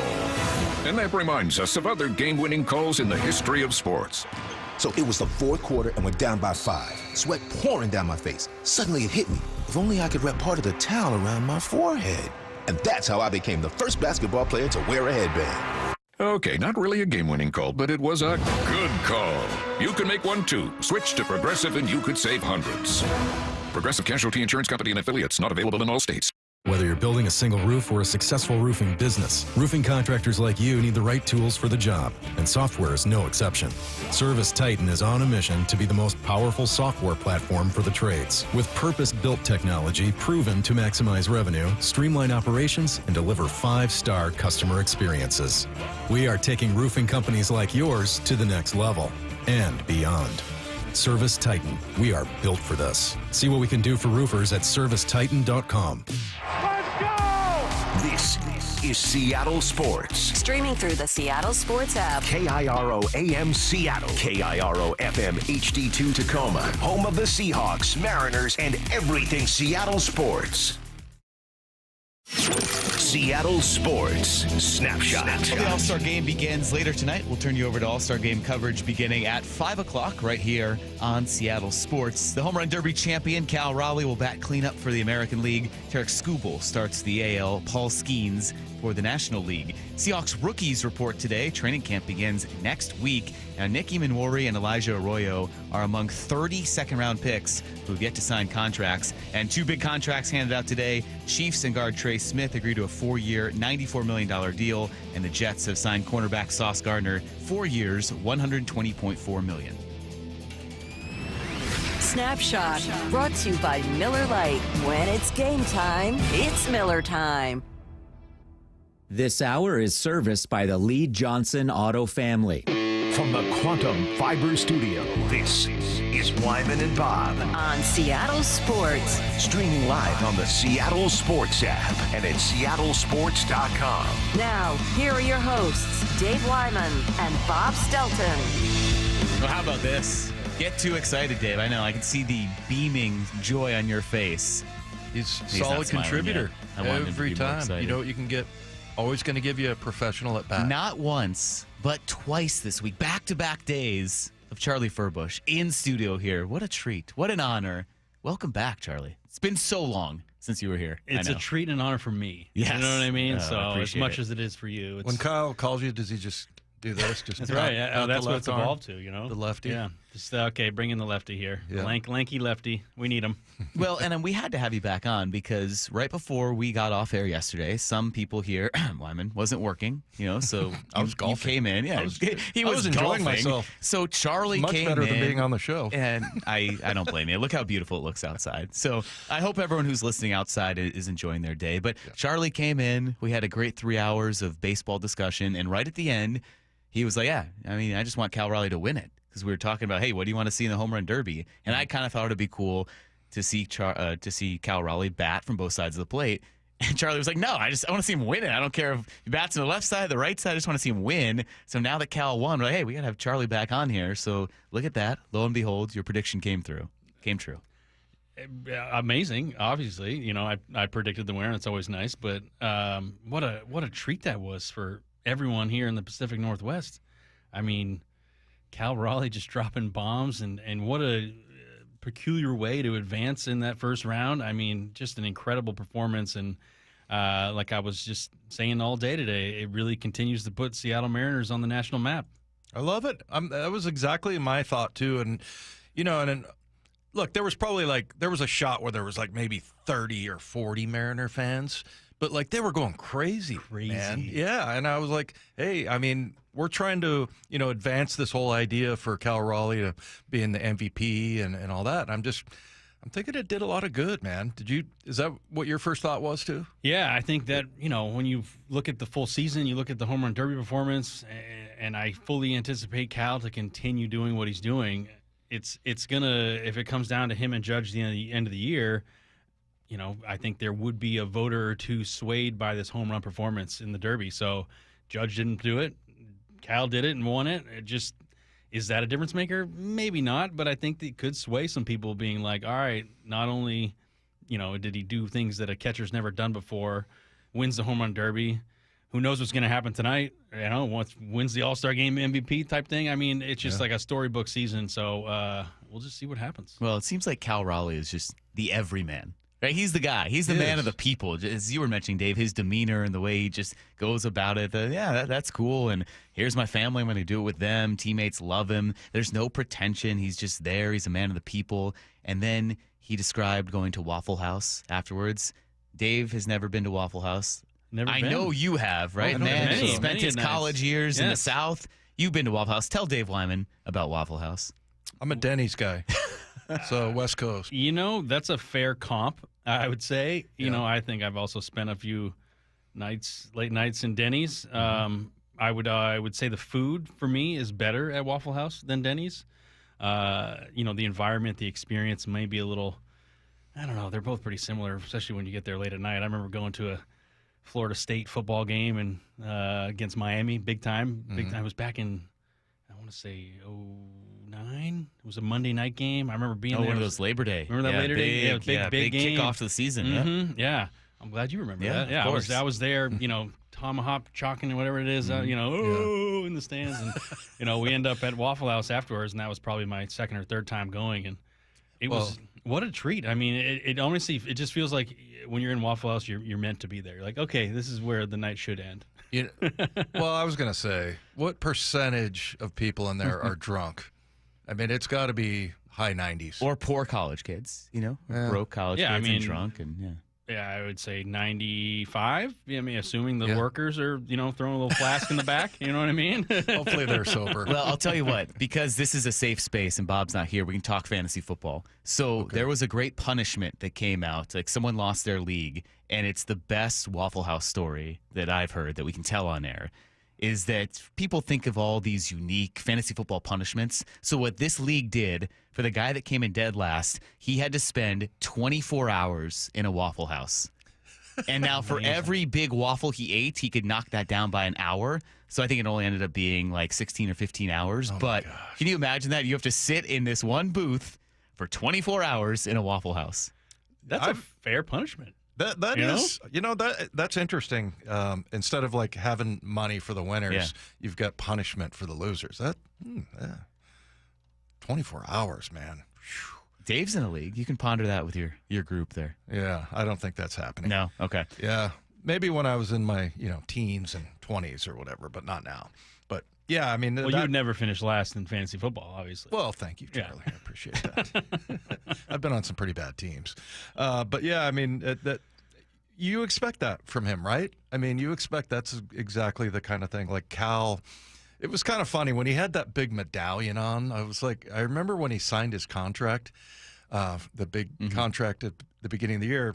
I was like, what if Cal shows up like with this fancy car and he's wearing like diamonds and all this? Like that would be the most un-Cal like thing ever. And then all of a sudden he's wearing that big chain around his neck. And I don't even know, was that a Major League Baseball thing, or was that, I think Pat McAfee is the one that put it around his neck. So I don't know if it was their own little thing. He seems to like Pat McAfee. But yeah, he's just such a regular guy. Like anybody could hang out with him. I was always telling the story about how we were down at spring training and it was late, and I think we had a recorded segment, and Bob and Mike were, I think going to the bathroom or whatever, and he comes walking out of the clubhouse. He's like, "Hey, you still on the clock?" And we just had the chat, and just a regular guy.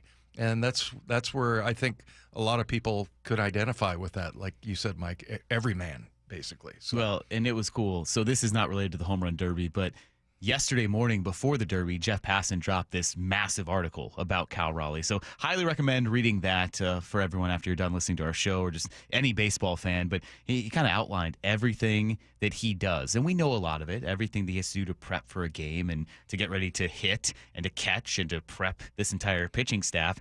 And the first line was, Jeff Passan mentioning, yeah, most guys show up around, like 3 or 4 o'clock for a 7 o'clock game? I don't know when. 2, 3 o'clock. Yeah. Anyway, okay. He said for Cal Raleigh, that's a couple hours late. That Raleigh is there by noon. If it's a 7 o'clock game, he's there by noon to get everything done. That he has stacks of reports. He's there studying every opposing hitter to learn their tendencies. Wow. Then he has to go through all his training and his lifting and everything. Did you guys see the video yesterday? He's throwing the weighted ball in between rounds of the home run derby. So just everything has to do to stay in shape, get treatment for all these bruises. There's Davey like this. Logan Gilbert mentioned in there. He goes, yeah, sometimes you see Cal get hit by a pitch and you think he's down there milking it for a little bit because he's down for a while. Then you see him in the training room and he's got a huge black and blue bruise the size of his leg, and you realize, oh, no, he was just gritting through it. Yeah. So everything that Cal Raleigh has to go through, and the fact he's still doing this, hitting 38 home runs in the first half, winning the home run derby for the first time as a catcher, and just the second Mariner to ever win it. So it really is remarkable, everything Cal Raleigh does that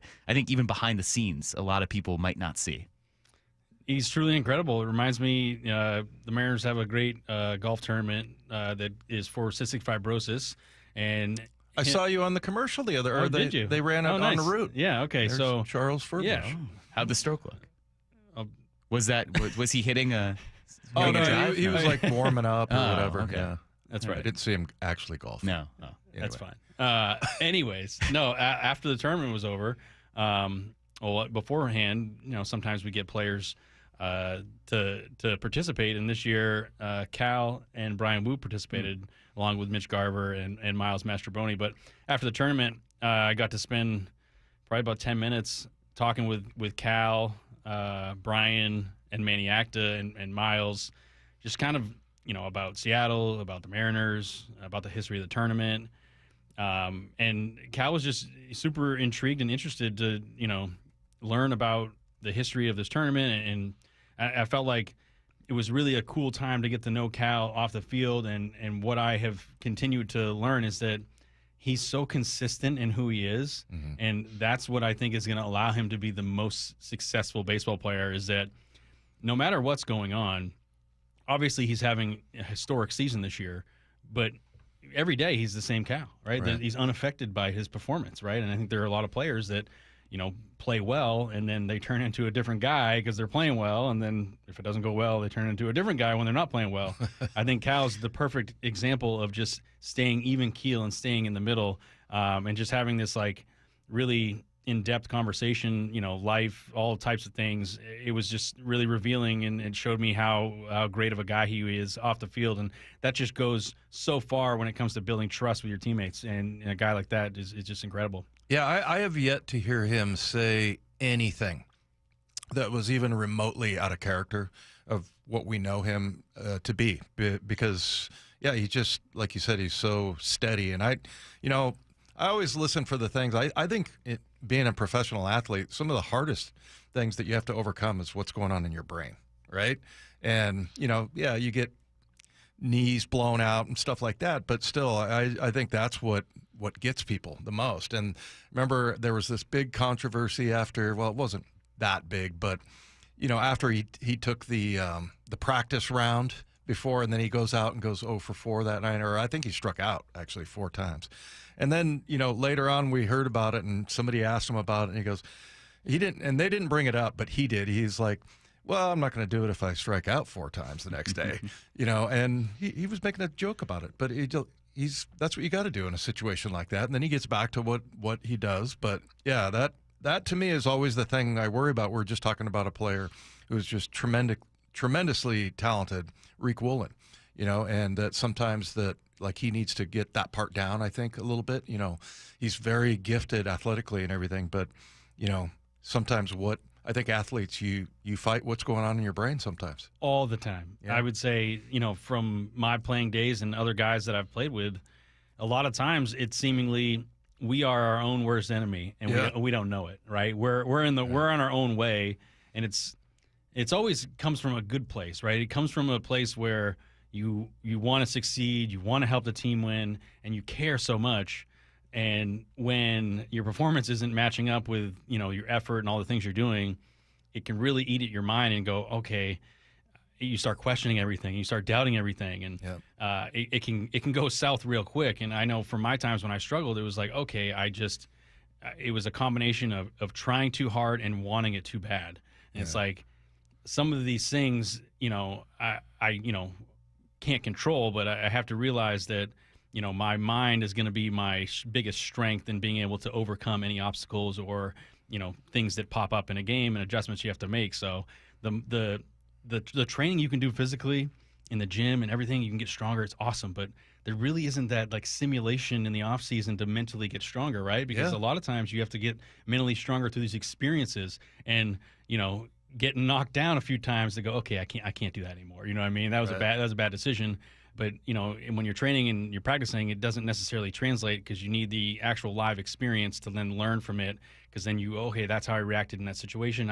If I'm in it again, I can change, my approach. Yeah, they need to get like a simulator for your brain or exactly, something to right? go through this experience and that experience. But and the only way you can do it is just by going out there and getting it done. Yeah, I don't think it's a coincidence that Cal Raleigh has been the architect of the key moments in the Mariners since he has been here. The home run that everyone will talk about in 2022, even this season to a smaller extent, pinch hitting in that A's game when he wasn't supposed to play, driving in 2 runs to break the tie, the home run derby here. So a lot of good insight there. I appreciate that about the mindset of a player. Great. Now, kind of twisting it back towards more of a funny at the time, but on the other side, this would have really been annoying had it been Cal Raleigh.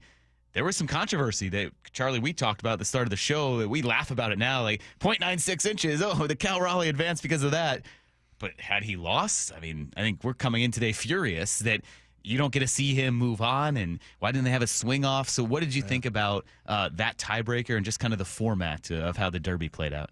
Wow, what a treat. I actually kind of liked the format overall. It seemingly morphs every couple years into a new format, but it was weird. You can't really keep track of it. Yeah, it changed again this year. So. Yeah, so I obviously like the format. Cal won, but I think it maybe caught a lot of people off guard, being like, "Oh, you just let everyone know there's a tie. Both of them hit 471-foot homers. Oh my God, we're gonna have a swing off." Like that just adds like another element to the home run derby, making it more enjoyable to watch as a fan. Being like, "Oh, this is pretty cool!" Like a 3-swing off or whatever it is, and then only to find out minutes later that it's 0.96 inches, and they put up the decimal points, and you're like, "Oh, okay."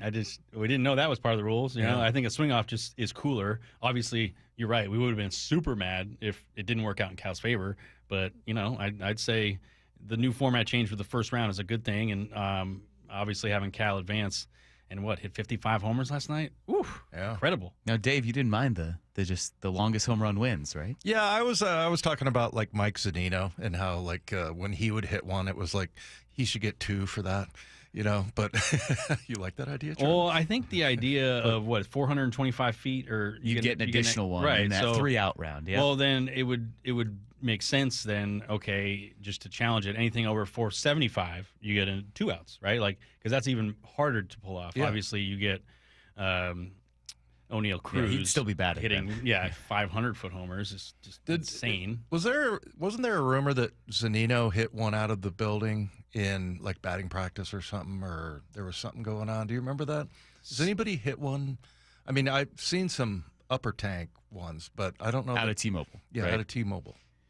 So Zunino, I know Judge supposedly, right, in BP, or maybe he's come close, I guess. Yeah.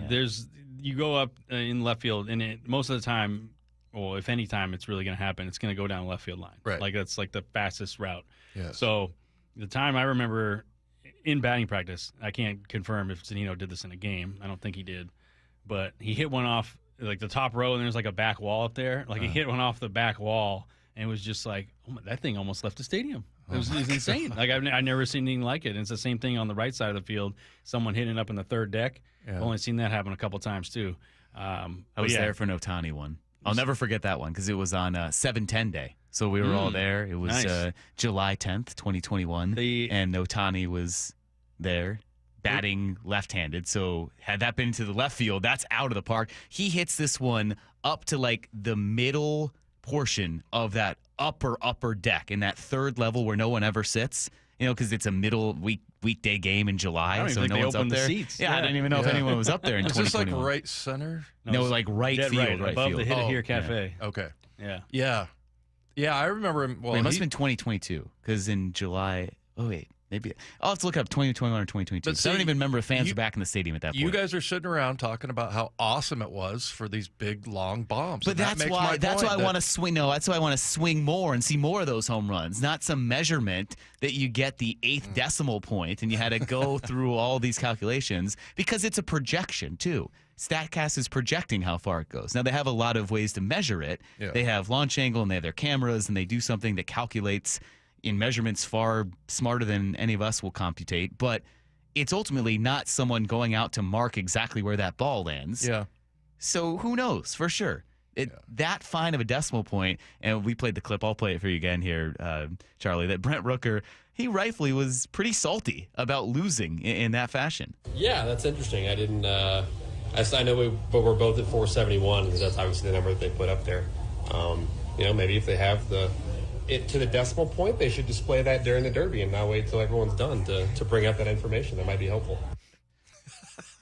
I mean, think about it. If you're Brent Rooker, and he went on to explain, like, yeah, I was getting ready to have a swing off. He also, okay, so this is the thing with the format, the 40 ball limit this year, which I hate. I did not like that at all because then you would never see something like Julio did where he hit 41 home runs in a round.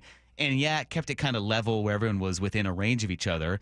But part of the drama and part of the strategy is, all right, if you want to expend all your energy in the first round and go nuts like that and have a memorable outing, go for it. You can't anymore when you're only getting 40 pitches or 27 pitches in the second round and third round. So Brent Rooker also said, yeah, when I went up there, they said, yeah, you can take 2 pitches before we start the clock.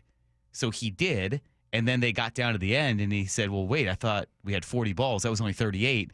Those 2 counted as part of his 40-ball allotment. And so he he was 2 balls short at the end. He only had 38 that he hit. And he didn't know that. He didn't know that. Wow. Yeah, because Well- that's new this year, the 40-ball maximum. Yeah. So Well, it's just he the other- really got rung through. The other thing is, I think it seems like it puts a little bit more pressure on whoever's pitching. Yes. Too, and a lot of it, you don't want that to enter into the competition. It's about hitting home runs. It's not, but well, like the one that hit Cal, that cost him a pitch. Like, Yeah. his dad's hitting him. It's like, oh well, you just lost a hittable pitch there, so you're not getting that back. Yeah, that's the one thing I think should be changed if some way, shape, or form is like the home run derby should be about the player hitting home runs. There, at no point should be pressure on the pitcher. Right. And ever since they changed it, a couple years ago when Julio, didn't win 2 years in a row, which he should have, like they should just change it. It doesn't make any sense to have a pitcher that. Then it's like suddenly this pitcher is now so nervous. This is the most nervous batting practice I've ever thrown in my life. I gotta be good. I gotta be good. Right. And it's like that can be. That pressure shouldn't lie on that person. So if there's a way to mitigate it, I don't know what solution you can come up with, but it just doesn't seem fair that suddenly the pressure is on the pitcher when it should only lie on the hitter. Yeah, I think maybe they go away from that limit next year. Because they have the timing, which you put a clock on there for a reason. So they have 3 minutes, and then you get that bonus round where you do have the traditional outs. Right. But when I learned that, and it wasn't well publicized, that, there's actually 40 pitches maximum, and then in the second and third round, 27 pitches maximum in that time portion. That just seemed like not enough.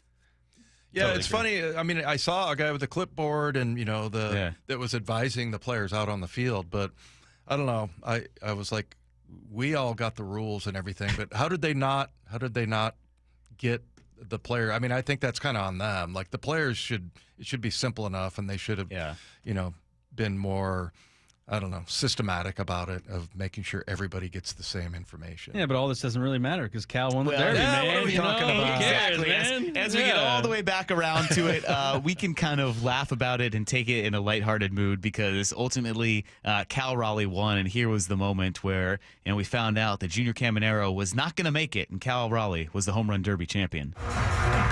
No! It will not get out! The Dominican dominance comes to an end. The Big Dumper is your Home Run Derby champion for 2025. That was so cool. What do you think about the Big Dumper nickname? Is it? It's everywhere now. I think it's great. It just makes me laugh. So I'm sure there's going to be a bunch of play on words, innuendos that continue to exist. But yeah, it is what it is, man. It's just a funny nickname, and as somebody who has a unique last name, I've dealt with the barrage of nicknames. So, anything like that's going to stick out like that's good to me. And my favorite one. So I told Dave kind of our soliciting nicknames for Cal Raleigh now is Team USA's catcher. So my favorite one from that was America the Bootyful.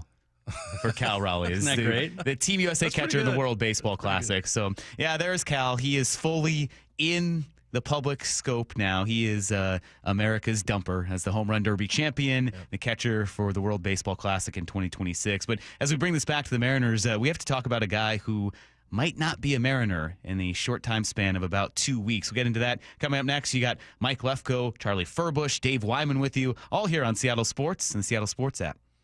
The All-Star Fantastic Four. It's now the Mariners Fantastic Five. Welcome to Randyland. As Randy El Rosarena joins Andres, Brian, Julio, and Cal. Holy smokes. In the 2025 Midsummer Classic. Today at 5 from Truist Park in Atlanta. On the home of the Mariners. Seattle Sports on 710 and the Seattle Sports app. Hey, everybody, it's Bob Stelton here. Let me tell you about one of the best decisions I've ever made in my life. I went to K2 Vision for refractive lens exchange. Now, I'm somebody who struggled with up-close vision. I couldn't read restaurant menus. I couldn't read receipts. I couldn't read the text on my phone. I had this crazy large font on there. I put the readers away. I went to K2 Vision, and I'm actually reading some of what I'm saying to you right now. I couldn't do that before. It's amazing. So if you're like me, you struggle with distance vision, or you always need a pair of glasses, K2 Vision RLE is quick. It's absolutely painless. And I am seeing great without glasses or readers. RLE is a game changer. I'm excited to spend my good active years not needing reading glasses. K2 Vision RLE gave me great vision that, more importantly, is permanent. The doctors at K2 Vision have performed over 150,000 lens procedures, so they know when RLE is right for you. Schedule your free Zoom consultation today at K2VisionRLE.com. K2 Vision RLE. No readers, glasses, contacts, or cataracts. That's K2VisionRLE.com. Eric Johnson here. I spent the past 30 years working to help make our community better informed, better protected when it comes to consumer issues, and better equipped to take on whatever life throws at us. That's why I love the free Washington Accident book series from Davis Law Group. These books keep us better informed about the law, better able to protect ourselves on and off the road, and better off when all is said and done after an accident. Chris Davis didn't have to write these books. He did it because he saw a need. People who were in accidents or other legal situations didn't know what to do, what pictures to take, documents to request. Only a tiny fraction of the people who get these free books will ever become clients of Davis Law Group, but that's not the point. Chris wrote them because it was the right thing to do. The free Washington Accident book series is a must-have for drivers who want to be prepared for whatever the road might throw at them. Get yours at WashingtonAccidentBooks.com.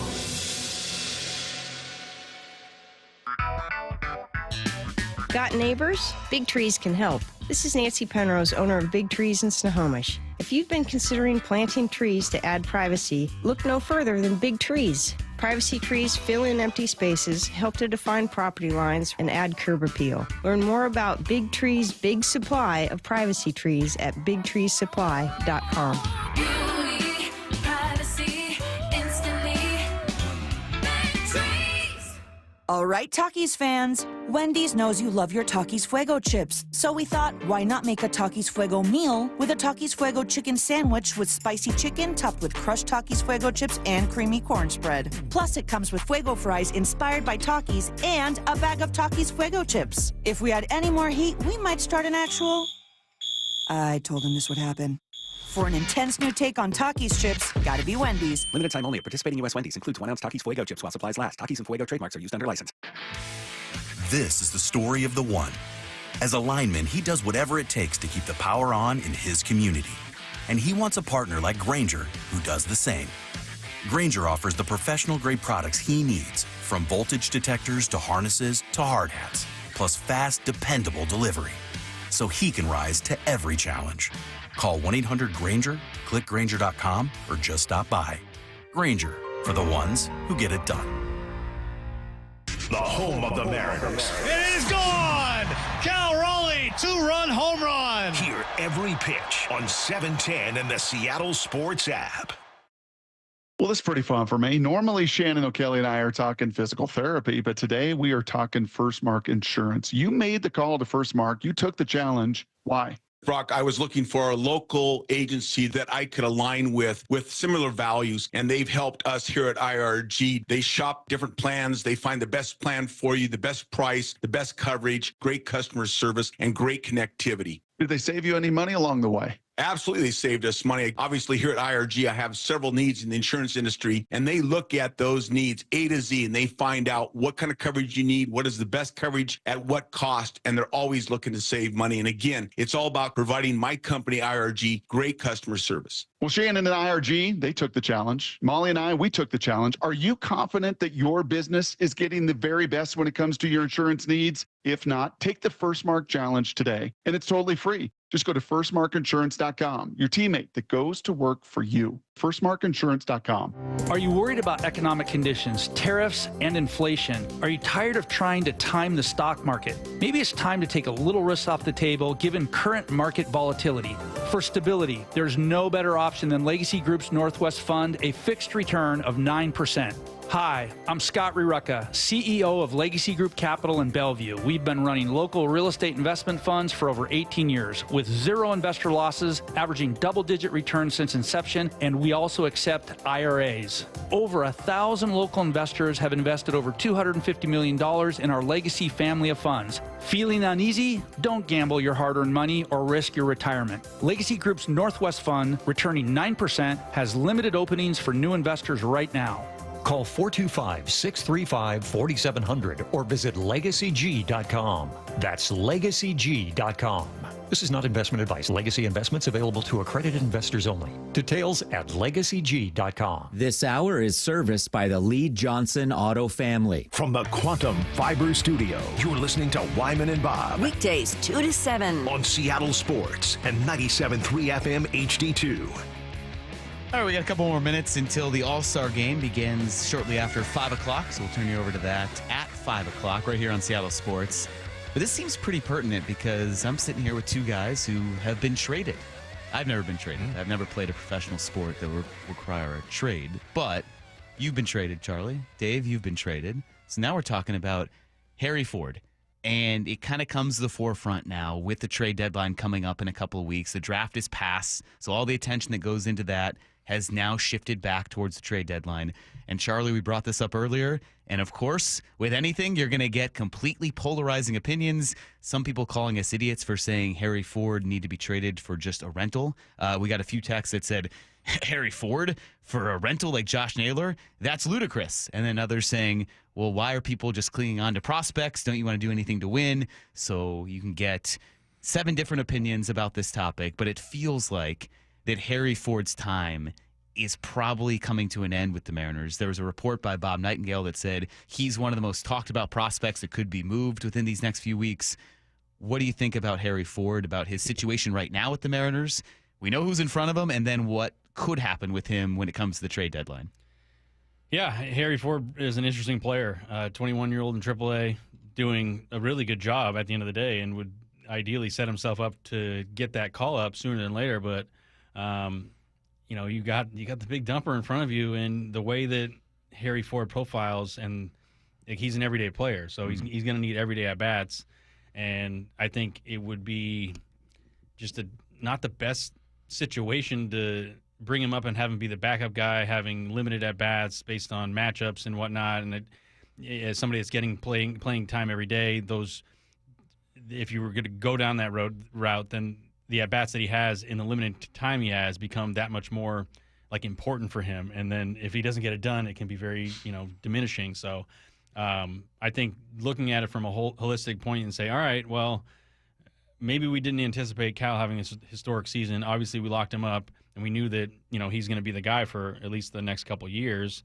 And then maybe if, Harry, that's the thing. It's like, you've already made it to AAA, man. It's like there's nowhere else to go. So it's, it's one thing that you could say, oh, maybe we can bring him up if Cal is getting older, and, how some catchers, transition to a full-time DH or first base role to take the weight off your legs.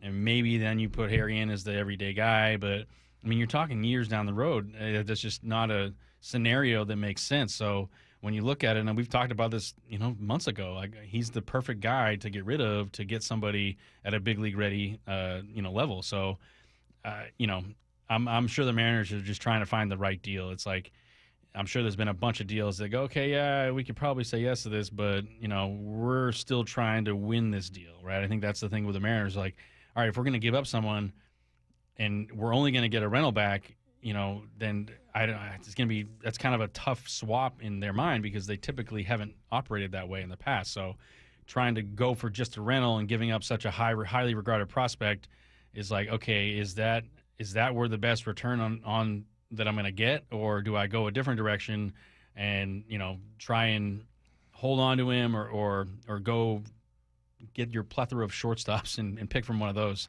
But yeah, I look at Harry Ford as a guy that's definitely going to get a good return for the Mariners. It's just a matter of if they find the right deal or not. Yeah, remember, Mike, when we were down at spring training and Justin was there walking around, and we were going, well, maybe a DH for him, and he was like, no. He was like kind of shaking us off like a pitcher pretty much. And it sounds like they want to keep him at catcher, which can only mean they plan on trading him, right? I mean, with the situation, I don't think they had signed Cal at that point. Maybe no, because I think this was last year, actually, where we had that discussion about Ford, where Justin Hollander was kind of mentioning, no, we're keeping him at catcher. Yeah, but then this last year, like, he heard us talking about it, and he was like, yeah, no, we're not doing that. So, I don't know. It just seems like such a foregone conclusion. But, any thought of, and Bob brought this up, because this was like a month ago where people were saying, well, bring up Harry Ford and see what he can do. Well, what if he sucks? And then your value goes. But anyway, he just seemed the one. The one I'm fascinated with, Charlie, because we were talking about, is there anybody that is untouchable? And I think they're all touchable. They can all be traded. That's what they're there for. I know that sounded weird, Mike, but but no, I mean, the guy that can Senja, the guy that throws right-handed and left-handed. I mean, I don't know if we've asked about this or not, but I just think it's fascinating, and also it's just like there might be maybe some kids in like JUCO or high school or whatever that can do that, but Have you ever seen that before or heard? No. I mean, yes, I've seen it once. But it's so few and far between. Pat Venditti is the other guy that threw switch arms. Yeah. I don't know if you remember. He played for the Mariners. I don't remember. Yeah, that. brief appearance. But he was the first guy. Got drafted by the Yankees. Would throw, 88 to 90 from the right side, and like this slanging lefty down low, 81, 82 little sweepers. So yeah, I always thought that was such a cool thing. But you mentioned Senja, yeah. And just what a cool talent. I mean, you think about switch hitting, and that's cool what Cal does, but switch throwing, come on. It's crazy. Yeah. It's even more rare, just to be able to have that skill set. So. Yeah, he was in the Futures game along with Laz Montez and Harry Ford. There's that attachment, and rightfully so, with someone like that who is unique. And I think it comes down to, and what we've seen from fans and from our texters here, is the attachment. Is that you get familiar with someone and you project the impact they could have. Because, you see someone like Cole Young, and Cole Young has come up and he has been a key player. He's been an everyday second baseman for this team. a team that has struggled to find everyday second baseman. It seems like there are those fluky positions that never seem to stick. And for now, a few years, the Mariners have not been able to find a second baseman who's been there for consecutive years. Same thing with left field. It's that revolving door at a couple of places. So to have a guy like Cole Young, I get the attachment of, well, if we have this guy and this guy and this guy, well, then eventually they're all going to come up and we'll have this amazing core. We know that doesn't always work out. And we know you can't rely on prospects to just all come up and succeed. So I feel like there's got to be some urgency, even if it is a name that you feel like, well, they're giving up way too much to get someone for maybe just 3 months. I think it has to be done. I don't disagree. And you also have to remind yourself that the Mariners just had the 3rd overall draft pick. Right. And getting Cade Anderson, which is arguably an ace, best pitcher in the country type thing. So it just tells me that the Mariners know how to draft super well. And obviously getting the 3rd pick is kind of a lucky thing, but they are really good at finding value in players that I think other teams don't see. So in terms of the hit that it takes if you got rid of a prospect now, like, oh, we like him. We think he's going to be the future.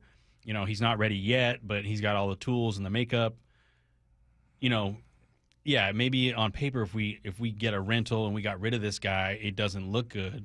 But on the backdrop is saying, oh, well, we can replenish this player through the draft because we know how to find the right players and get new players into our system and advance them quickly. So I don't think I think the trade-off is like, okay, yeah, maybe we take a hit on our rankings, but we immediately benefit from hopefully more wins at the big league level. And that's what the team needs right now to ultimately get into the playoffs. Yeah, and I think the Mariners, with the shortstop specifically, proved they can do that because they traded away their 2 best shortstops. They got Luis Castillo. They rebuilt the system again, and now it's chock full of middle infielders. So if there's any group that can do it, it's the Mariners when it comes to prospects. It might be painful. I think you're going to see a move here in this trade deadline. It's going to part with Harry Ford or a couple of significant names. And if it brings back a guy that helps, well, then it'll all be worth it. So we'll see. We'll have more immediate reaction to that when it happens because the trade deadline is still 2 weeks away. But something coming up in a matter of minutes is the All-Star game. And there's one change that's happening in the All-Star game this year. So we'll talk about that coming up next here on Wyman and Bob, Seattle Sports, and the Seattle Sports app. He called it 20 years ago. I'm the home run derby champ. And as he always does, the Big Dumper delivered. The Big Dumper is your home run derby champion. Congratulations, Cal Raleigh. I just can't believe it long. It's unbelievable. We can't wait for the second half of the Season of Cal on Seattle Sports on 710 and the Seattle Sports app. What'd you say? I'm the man. Oh, yeah. Oh, yeah. Hey, it's Bob Stelton here. Are you in pain or maybe you're considering surgery or even joint replacement? Before you make that decision, let me give you a recommendation. Go see Dr. Mark Wagner, MD at Seattle Sports and Regenerative Medicine. Now, I had a lot of issues with my hip after 13 years of jiu-jitsu. I beat the daylights out of my body, so a lot of issues there. I heard a ton of patients rave about the results from their 90-minute outpatient stem cell procedure with Dr. Wagner, so I went in and I had to check it out for myself. Dr. Wagner is a board-certified Seattle physician with over 30 years of experience performing more than 20,000 stem cell procedures. That's right. And they use a person's own stem cells to regenerate cartilage in their own joints. So people with severe osteoarthritis, even bone on bone, are back to doing what they enjoy doing without pain and without surgery. So whether it's a hip like I had, it's a shoulder, elbow, ankle, wrist, or knee, before choosing surgery, do what I did. See Dr. Mark Wagner first. Go to drmarkwagnermd.com. Hey, it's Matt, your leaf filter trusted pro. Gutters are an often neglected part of the home. They're also one of the most important. Clogged, overflowing gutters can cause serious problems like foundation damage or basement flooding, which can cost thousands of dollars to fix. Let's face it, cleaning gutters yourself is not only a hassle, it can be dangerous. But when you get Leaf Filter, you'll never have to worry about cleaning clogged gutters again. Get started today by visiting leaffilter.com/deal to schedule your free inspection. If you decide to move forward, we'll professionally clean, realign, and seal your gutters before installing our patented stainless steel micro mesh system. Leaf Filter keeps out everything but the water. And it's backed by a lifetime transferable no clogs warranty. So you're protected for good. We're in your neighborhood and ready to help. Visit Leaf Filter today for a free inspection and estimate, and you could save up to 30%. Visit leaffilter.com/deal. That's leaffilter.com/deal. Hey, Mike Salk here with some exciting news from a family-owned business that's local here in Western Washington. Yeah, we love to root for these guys. It's Riverside Roofing, and they've once again earned the prestigious GAF Master Elite President's Club. Well, that puts them in the 99.9th percentile of all roofers in the nation. So you might remember I've been talking about only 3% of roofing companies nationally qualify for GAF Master Elite status. But how many of those achieve President's Club? Well, that's only 2%. Truly the cream of the crop. Proudly from Marysville and serving homeowners all over Western Washington, Riverside Roofing is the roofing company you can trust. So what does that mean for you, the homeowner? Well, it means you're hiring the best. A company that gets high marks in performance, reliability, and service, plus an elite warranty to match. Highly reviewed and highly recommended, certainly by me. Riverside Roofing is your go-to local roofing contractor. Book them now and get that roof done fast. I highly recommend them.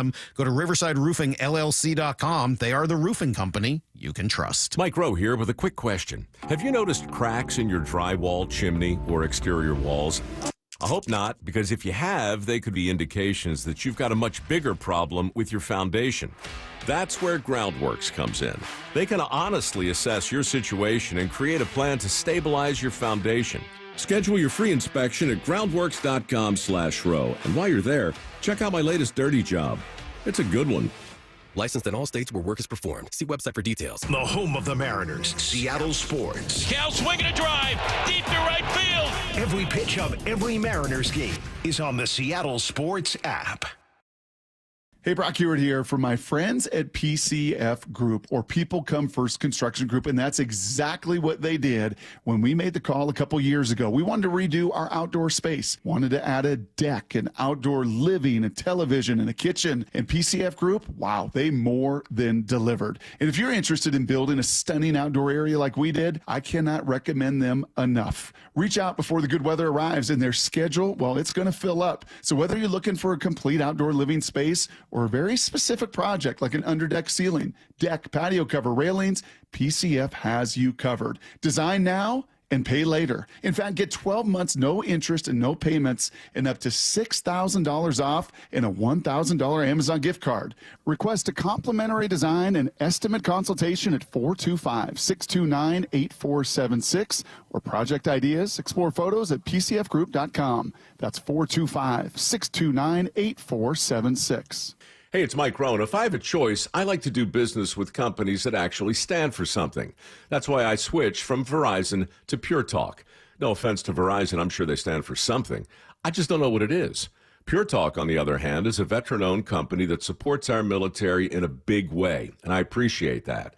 Yeah, I also appreciate unlimited talk and text and plenty of data for half the cost of the big guys, and I do like being on America's most dependable 5G network for just $20 a month, but what I really appreciate is no contract, no cancellation fees, and Pure Talk's commitment to handle all their customer service in this country.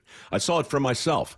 I went to Georgia, I got a tour of their headquarters, I met their CEO, and I talked to the same customer service folks that you'll talk to when you dial pound 250 and say keyword Mike Rowe. Switch today and save 50% off your first month when you dial pound 250 and say keyword Mike Rowe. Pure Talk, a wireless company that actually stands for something. Wyman and Bob. From the Quantum Fiber Studio. Weekdays 2 to 7. On Seattle Sports and 97.3 FM HD2.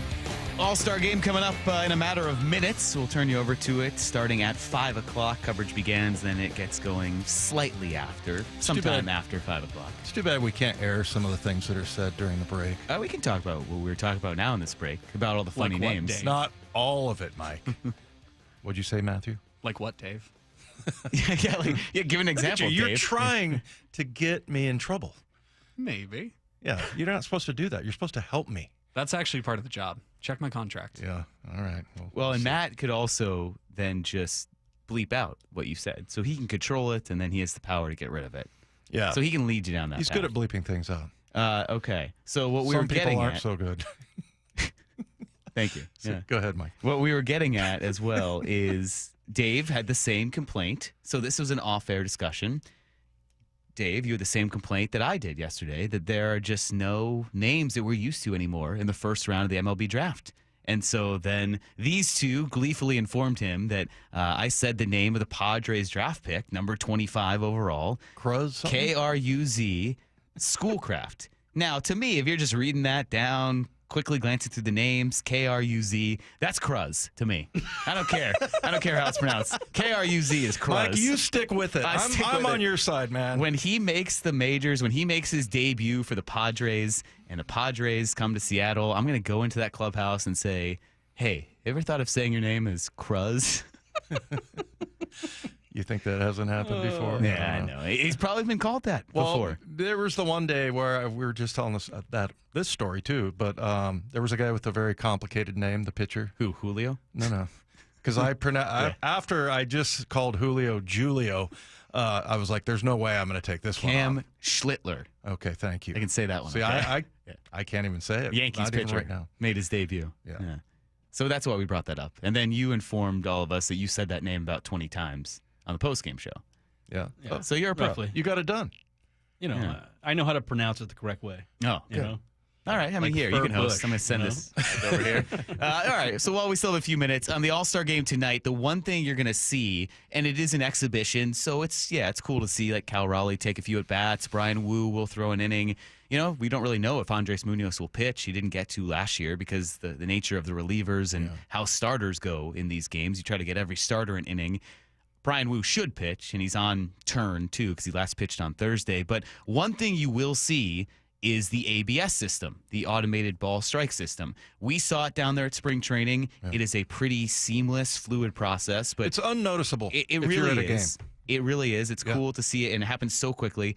But how do you think this will be received? Now, I think probably the national audience will see it for the first time. I don't know how many people go down to spring training and necessarily see this, but you have an entire casual fan base tuning in to watch the All-Star game. They might see this for the first time, and it's interesting because if it goes well, you really could see it in regular season games next year. Yeah. So I don't know how you guys feel about that, but it seems like a big step for baseball tonight.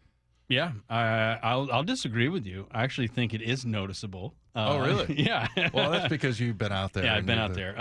No, I actually think it's a great setup because you just want to get the call right. And there are too many situations. And now that they put the strike zone box on the TV, it just tells everyone that this is the law. Like, this is the strike zone, right? And then you find yourself watching a game and then seemingly pitches outside of the zone are called strikes and vice versa. Inside the zone are called balls. So figuring out a way to just ultimately never get the call wrong because you find yourself in a situation where it's late in the game, and this has already happened multiple times this year, and it goes from a 2-1 count instead of 2-2, it goes to 3-1, right? There's a swing there that changes the at-bat, and if it goes against the Mariners, then it's like, okay, well, you kind of got screwed there because there was no way to challenge that pitch, even though the umpire got it wrong. So hopefully the system actually will umpires do a really good job. That's the one thing that everyone should know. They do a really good job across the board.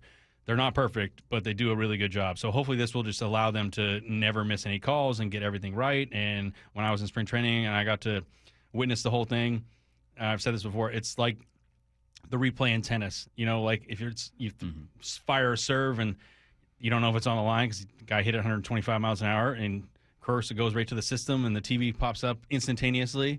And it shows you, boom, oh, it made it barely. It's in. And the same thing happens in the ABS where it pops up on the screen, and then it zooms in where the pitch is, and then it shows you relative to the strike zone, like how many, like 0.1 inch away from the strike zone. Like, oh, I just missed it. Or like it could just be the hairs on the strike zone, so then it calls a strike. So the turnaround is super quick. So, Cal, like for example, he's very old school. Like with he doesn't want the robo umpires or. I don't think he's the biggest fan of this either. No, he's very old school. And then the other thing he said in an interview was he wants the starting pitchers to go longer. He said he thinks that they should go, like 7 innings, whatever. But are you more old school, do you think, ultimately, or?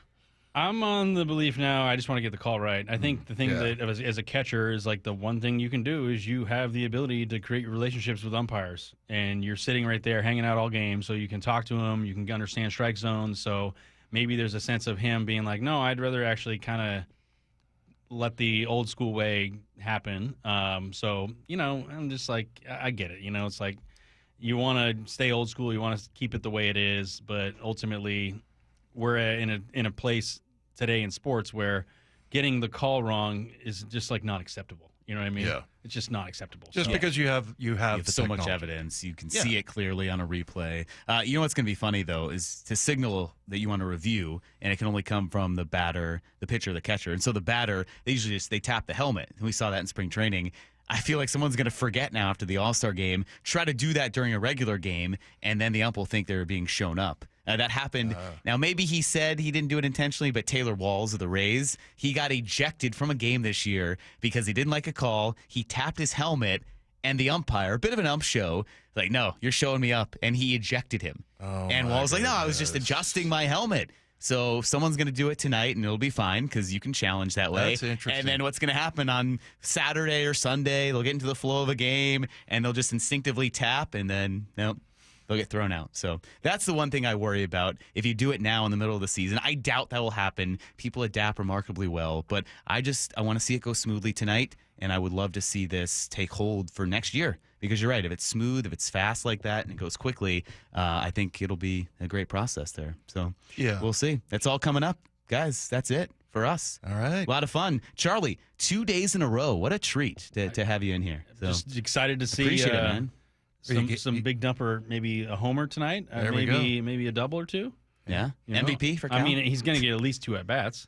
Yeah, right? I think. I mean, the problem is he's going to get taken out, right? I don't want him to catch the whole game. Well, if he goes 2 for 2, though, he's not getting taken out. They're going to let him go. No, I don't want him to catch the whole game. I will say that. No, go to DH. All right, fine. All right. You know what? Go to DH. He'll win it. Charlie made the prediction last night. We'll see if he comes through again. Yeah, that'll do it for us. So big thanks to Charlie for coming in again. We have the All-Star game coming up next. Dave and I will be back tomorrow to break it all down right here on Seattle Sports and the Seattle Sports app. The All-Star Fantastic Four. It's now the Mariners' Fantastic Five. Welcome to Randyland. As Randy Arozarena joins Andres, Brian, Julio, and Cal. Holy smokes. In the 2025 Midsummer Classic. Today at 5 from Truist Park in Atlanta. On the home of the Mariners. Seattle Sports on 710 and the Seattle Sports app. If you want that summer body you've always dreamed of, then this message is for you, ladies, and you men, too. Get rid of extra stubborn fat and address areas of loose skin around the waistline, chin, and under the upper arms with ProSculpt, the new one-day instant permanent fat removal and skin tightening treatment. Maybe you've tried the lasers, fat-freezing methods, even those new pills, but without the desired results. ProSculpt is different. It's minimally invasive, performed while fully awake, gentle, yet powerful. Designed to target the waistline, chin, neck, arms, and thighs, ProSculpt uses FDA-cleared plasma technology to deliver immediate, permanent fat-reducing and skin-tightening results, all in just one visit. If you want that summer body this summer, then you must act now. Go to ProSculpt.com today to schedule your free consultation. Get $250 off. For instant, permanent fat reduction and skin tightening, visit ProSculpt.com. Hey, it's Mike Salk here, and we've been talking about this. Luxury awaits at Snoqualmie Casino and Hotel. You can book now for an unforgettable summer experience because the hotel opens up August 8th. Bookings are open at snocasino.com starting on August 8th. The expanded non-gaming floor, the destination spa, the big new entertainment space and convention center, new restaurants as well. They're combining effortless style with the utmost in relaxation. Go to snocasino.com for details. Seattle's closest, now Snoqualmie Casino and Hotel. Eric Johnson here. I spent the past 30 years working to help make our community better informed, better protected when it comes to consumer issues, and better equipped to take on whatever life throws at us.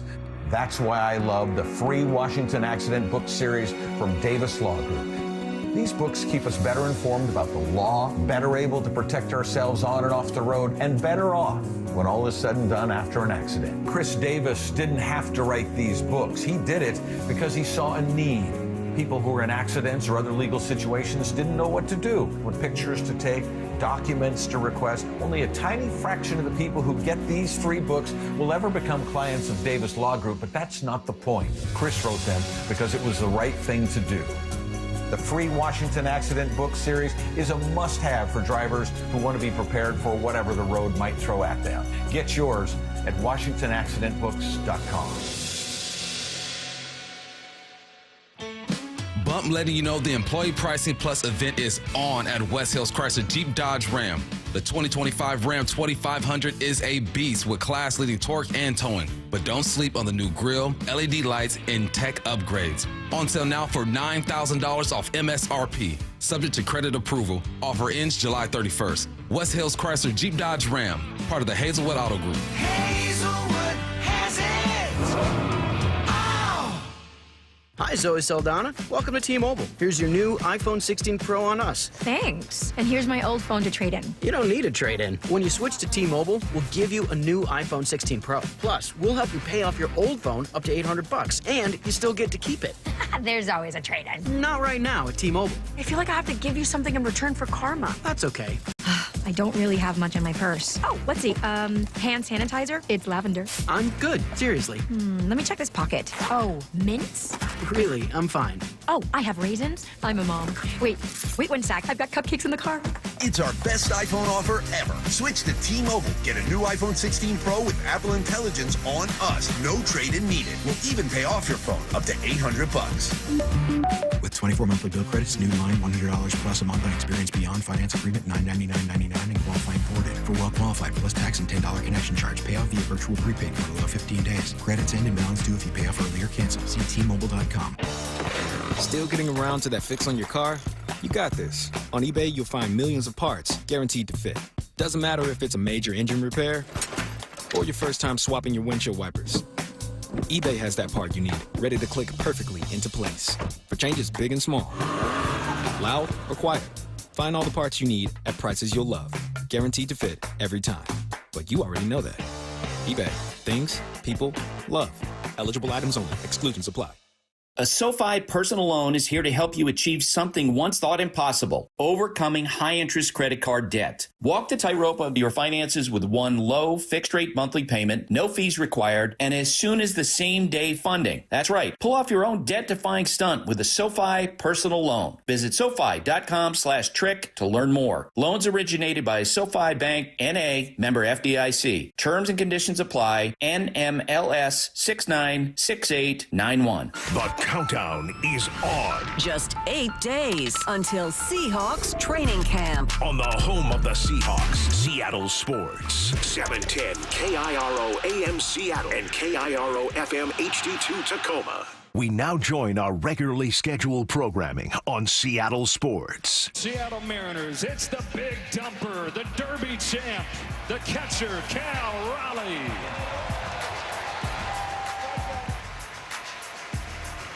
Batting fifth from